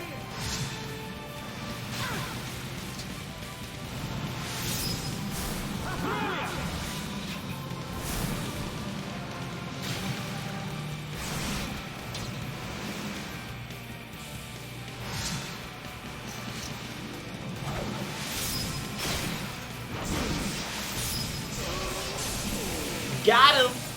A little bit of morale. A little bit more morale. Nice, nice.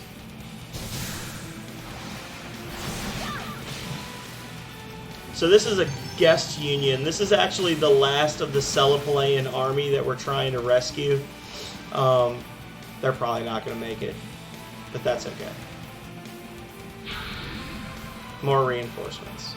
You can see the little black fog around my characters. That means that they have like critically low HP. Close in. Close in. Close in. Close in. Alright, here we go.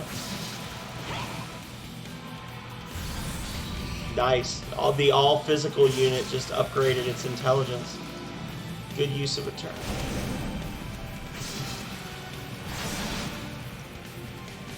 If these guys can survive this round... Nope, they're dead. They're dead! Bye, have a beautiful time! I don't know if you can actually res guest unions or not.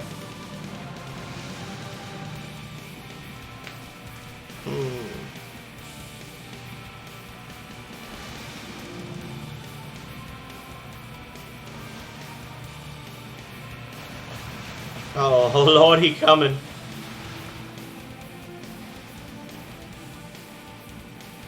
Oh, they're all after me now. Oh, shit.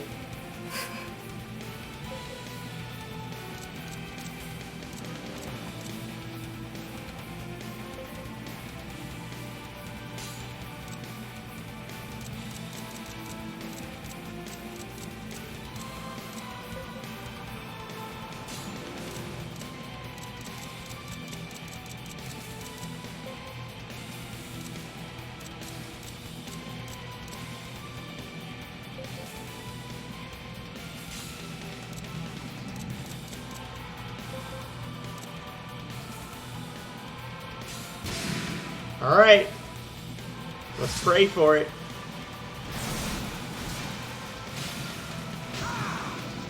Well, hopefully he's going to hit... Watch the unions on the side. Nah, he didn't hit anybody. Caustic Blast is kind of a weird one. Like, sometimes it hits people that are really far away, and sometimes you're just not that lucky. Yeah, every one of these unions that I kill, I'm gonna get a morale boost though. So hopefully, by the end of this round, we'll be even. Oh, never mind. They intercepted me.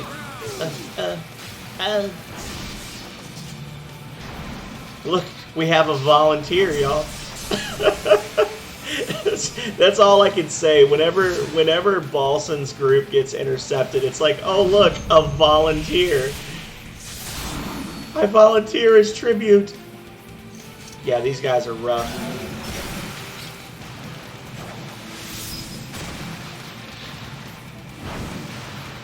I disagree.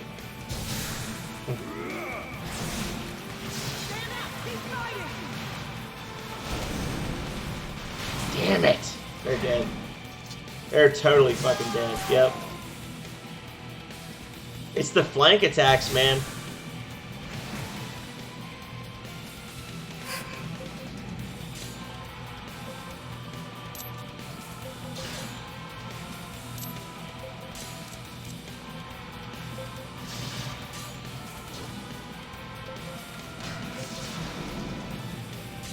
Okay.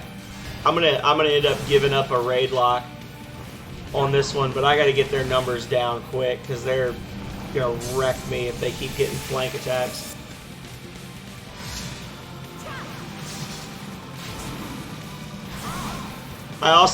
It was a sick combo, but I also have to point out that I unlocked this battle like 9 hours ago in game, and I'm still not ready to actually win the fight.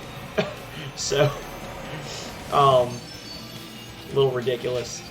Well, that was the guest union. I thought that was Rush's group, but that's okay. We got a guest union up now. Oof. No, no, no, no, no! Okay, that's fine, that's fine.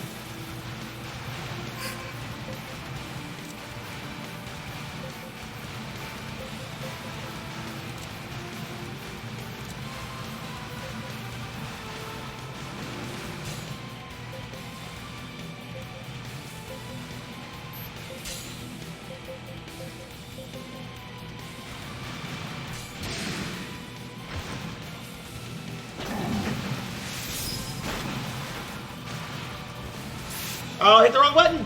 Oh, that's okay. Ooh. He just does so much damage.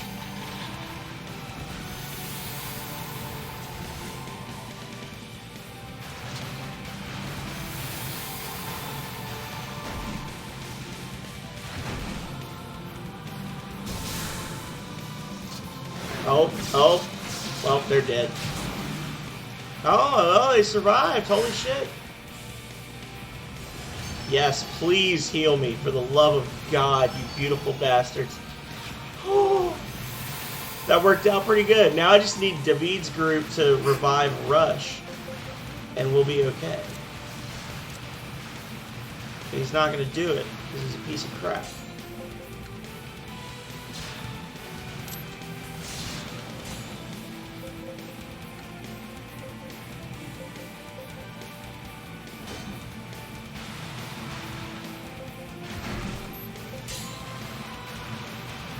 A Cloudbuster sword? Oh, I have no idea.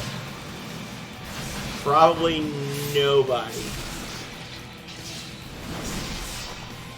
I really don't want the dual-wielding chick to die first, because it's kind of like in Dark Souls when you're fighting Ornstein and Smo. Whichever one of them dies, the other one's going to get a major upgrade, and they'll start attacking 5 times per round. And I really don't want him to be the one that attacks 5 times per round. But as it is, I want to just live. So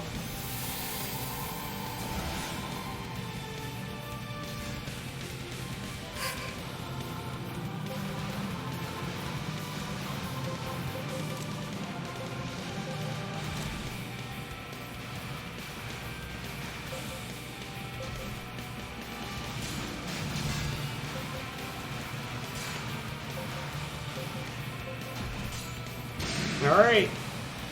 Get him! Give him the old roly-poly! Oh shit. I pissed him off.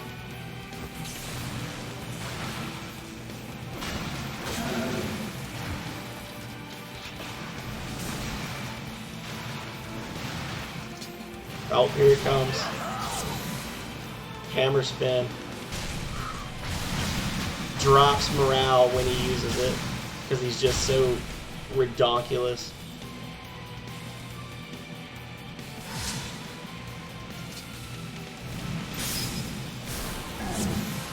Please run away. Please run away. Please run away.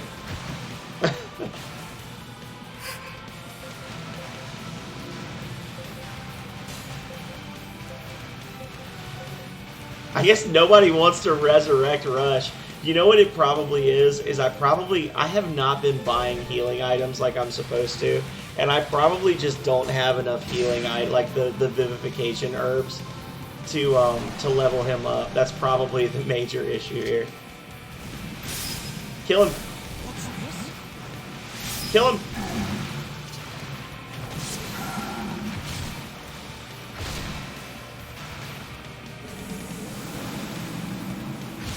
He angry now. Well, that group's down. Oof. Oof. Oh no! Get him!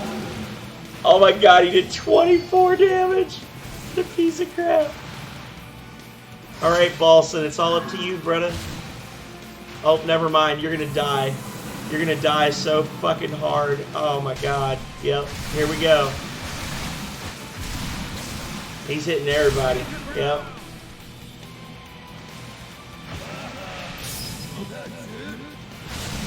Oh!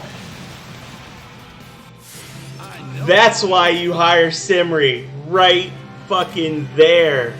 Yes, I had lost that fight. He was gonna go down the line and just beat the shit out of every single one of my unions.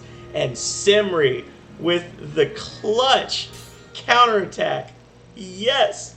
I was so shocked to see it. I almost didn't hit the button in time. I was like, oh. God.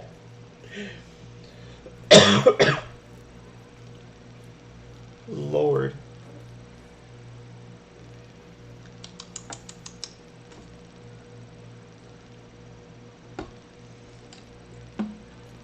This is a good little cinematic. This is Emma. So you weren't watching before, but basically we all went to stop the Conqueror's army, and Emma volunteered to stay behind with the reserve troops to protect Athlum, while everybody else went to the Nest of Eagles to fight. And this is the Conqueror. Conqueror's a little ridiculous.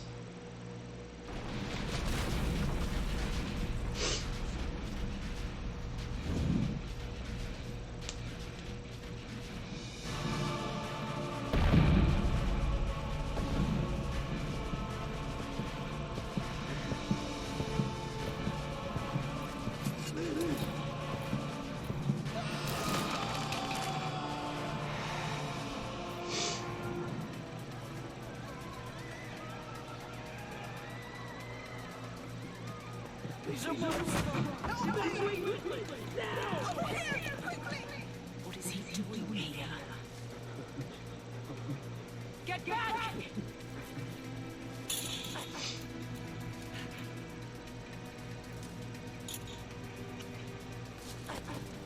That's Athlum's Remnant, the Valeria Heart, which, as you can see, is a giant sword that anyone who defends the city can't feel fear while they look at it. It makes them, it basically maxes your morale at all times when you have it.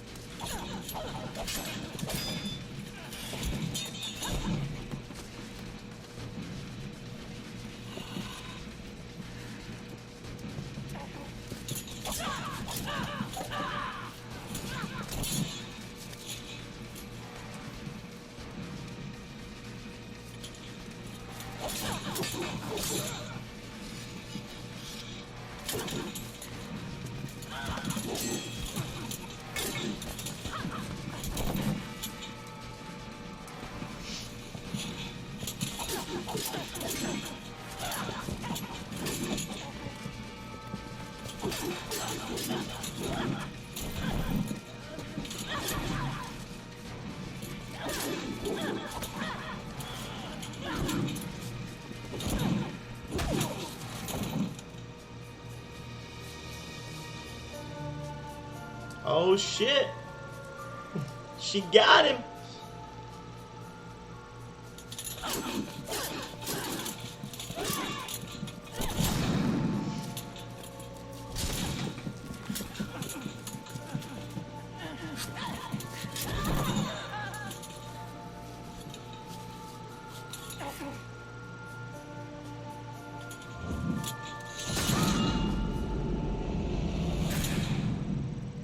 Disagree.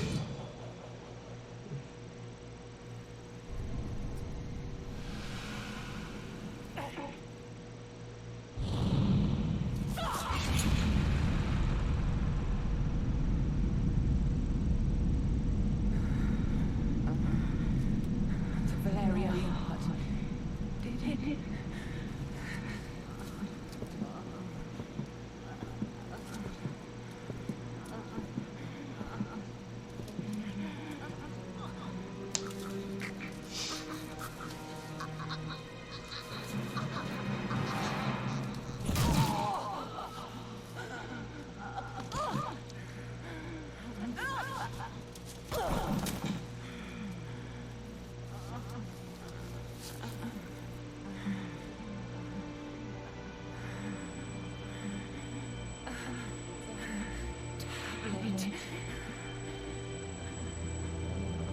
So that's a tablet that basically allows you to enslave remnants even if you're not compatible with them. So the Valeria Hart just tried to attack the Conqueror to protect Emma, and he used the tablet to turn it into a regular sword and enslave it. Because he's a piece of shite.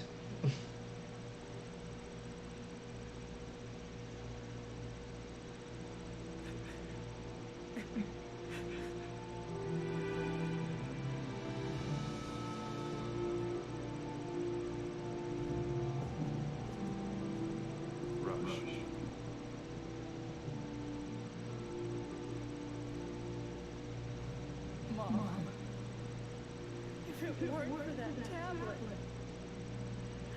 Emma. We can't locate Lord David, nor can we find Emma's soul. Lord David lost his mother when he was just a child. Emma was a mother figure to him. It's improper, but I'll find her.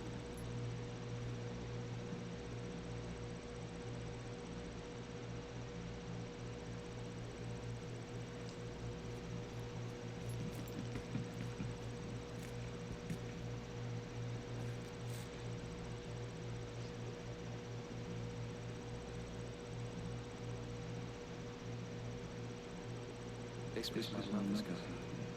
My father buried her and she died. But Emma gave me new life. From the day I was bound to a remnant, I felt nothing but hatred for the world. But through these flowers, Emma reminded me of the good still left in all of us. So,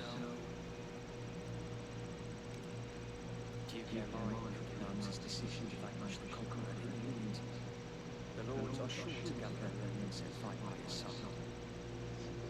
That will finish off the Conqueror.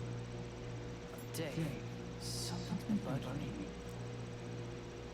The Conqueror used Mom's tablet to change the Valeria Heart into a talisman. But I thought Wagner had the tablet. How can that be? This is the doing of one man. A man who sees Wagner as a pawn in his twisted will.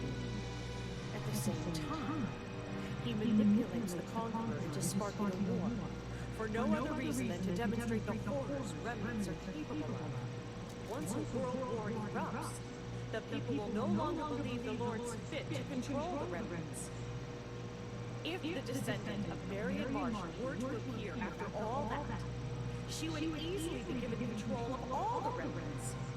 With Arena by his side, he'll reign as the new God Emperor. By he, you mean? the chairman of the Congress, Duke Wilfred Airmont. It all makes sense now.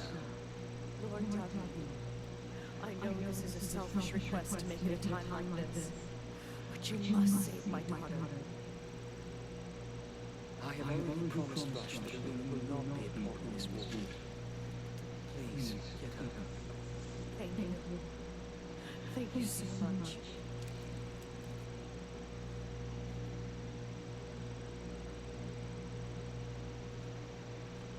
Young master!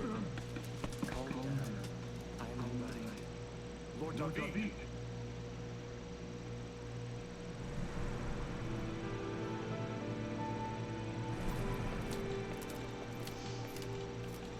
Emma Honeywell II has returned to Ackland. Lord David, your orders. Certainly. As did your mother before. Yes, my lord. And see, this part I really don't like, because, What now, Dave? yeah, A true I will tell you, she is a straight up Emma clone. Like, everything about her character, the only difference is she doesn't have a hat on and she doesn't have a scar on her nose. She is the same freaking character. And I really felt like that cheapens the loss of Emma, because this is like, I mean, you know, I don't want to be too on the nose with it given how she died, but that's a real punch to the gut, because Emma is literally the first character to join your party. Oh, maximum number of unions is now 5. Maximum unit capacity per battle is now 15. Maximum number of units in party is now 40. Emmy has joined the party. So, normally, see, I know what's coming, so I don't use Emma in my party. But normally, Emma's going to be the first character you get, and she's one of the better characters that you start with. She can heal, she can dual wield, she's got it all. She's got good stats.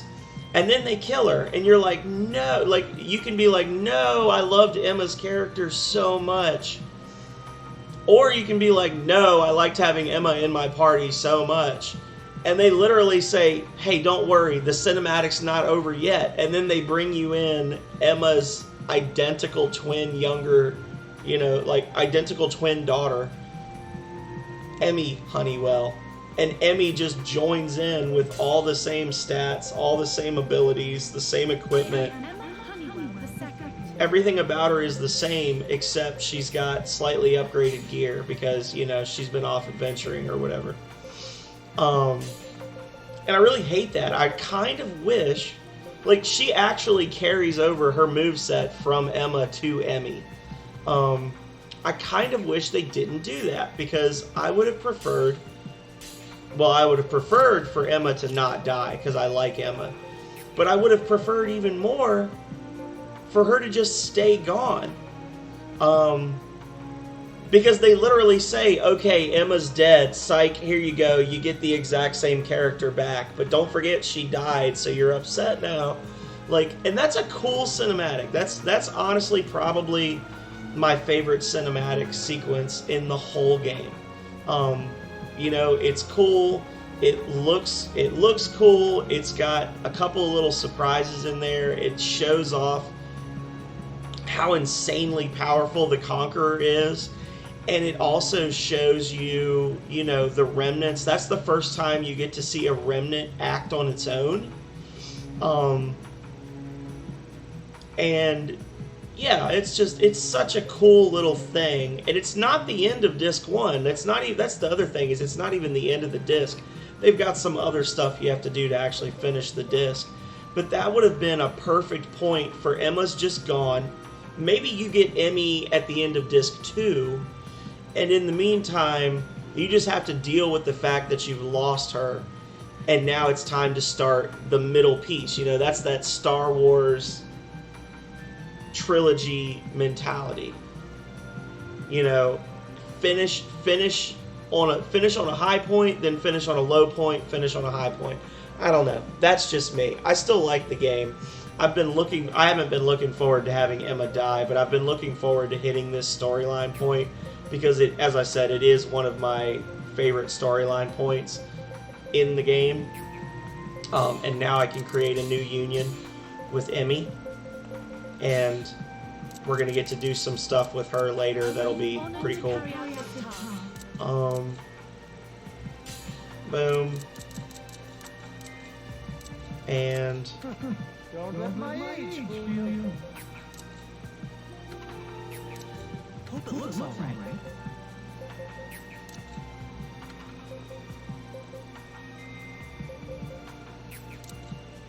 Checking my stats, huh?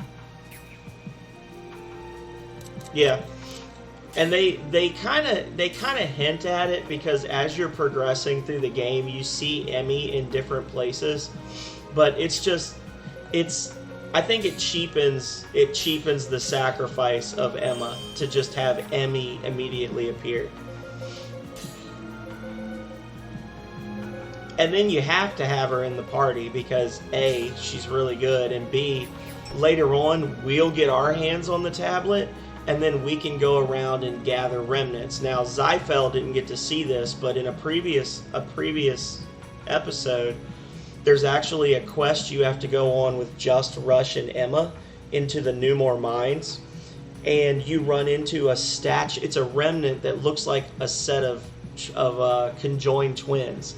It's a statue it's like Namul Nirum, and one of the twins holds a shield and one of the twins holds a spear, and they fight together as a pair. And once you get the tablet, you can go back and turn them into an accessory that you then give to Emmy, and Emmy can summon them as a limit break at the start of battle sometimes.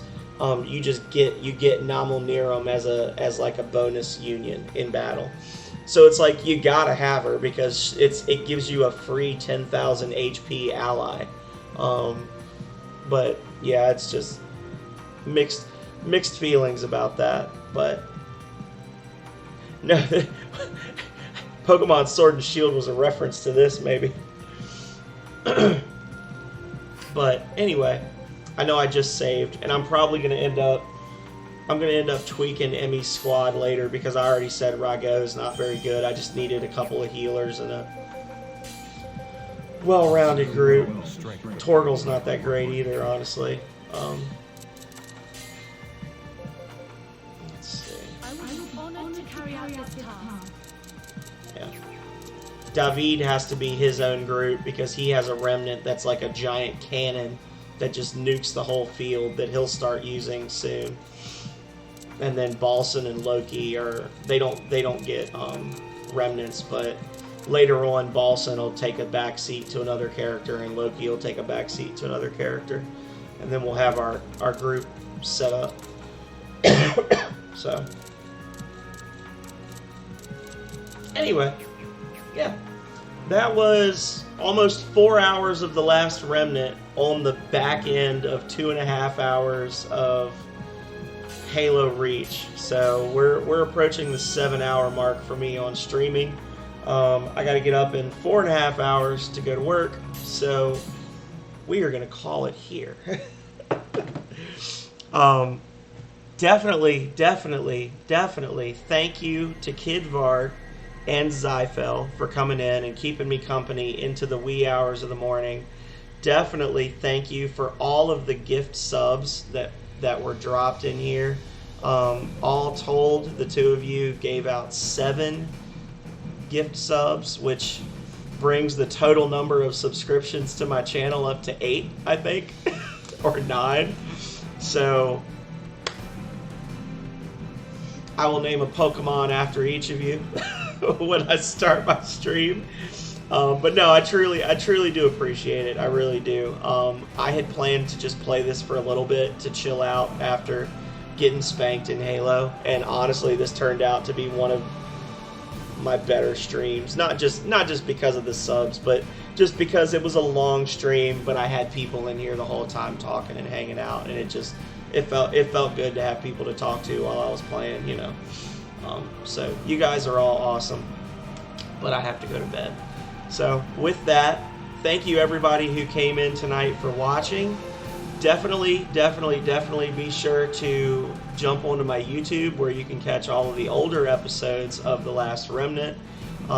This was episode 8, so you've got about a solid day's worth of gameplay you can watch, as well as all of the indie game reviews, one of which I was supposed to record when I finished my stream, but I guess I'll do that at some point tomorrow.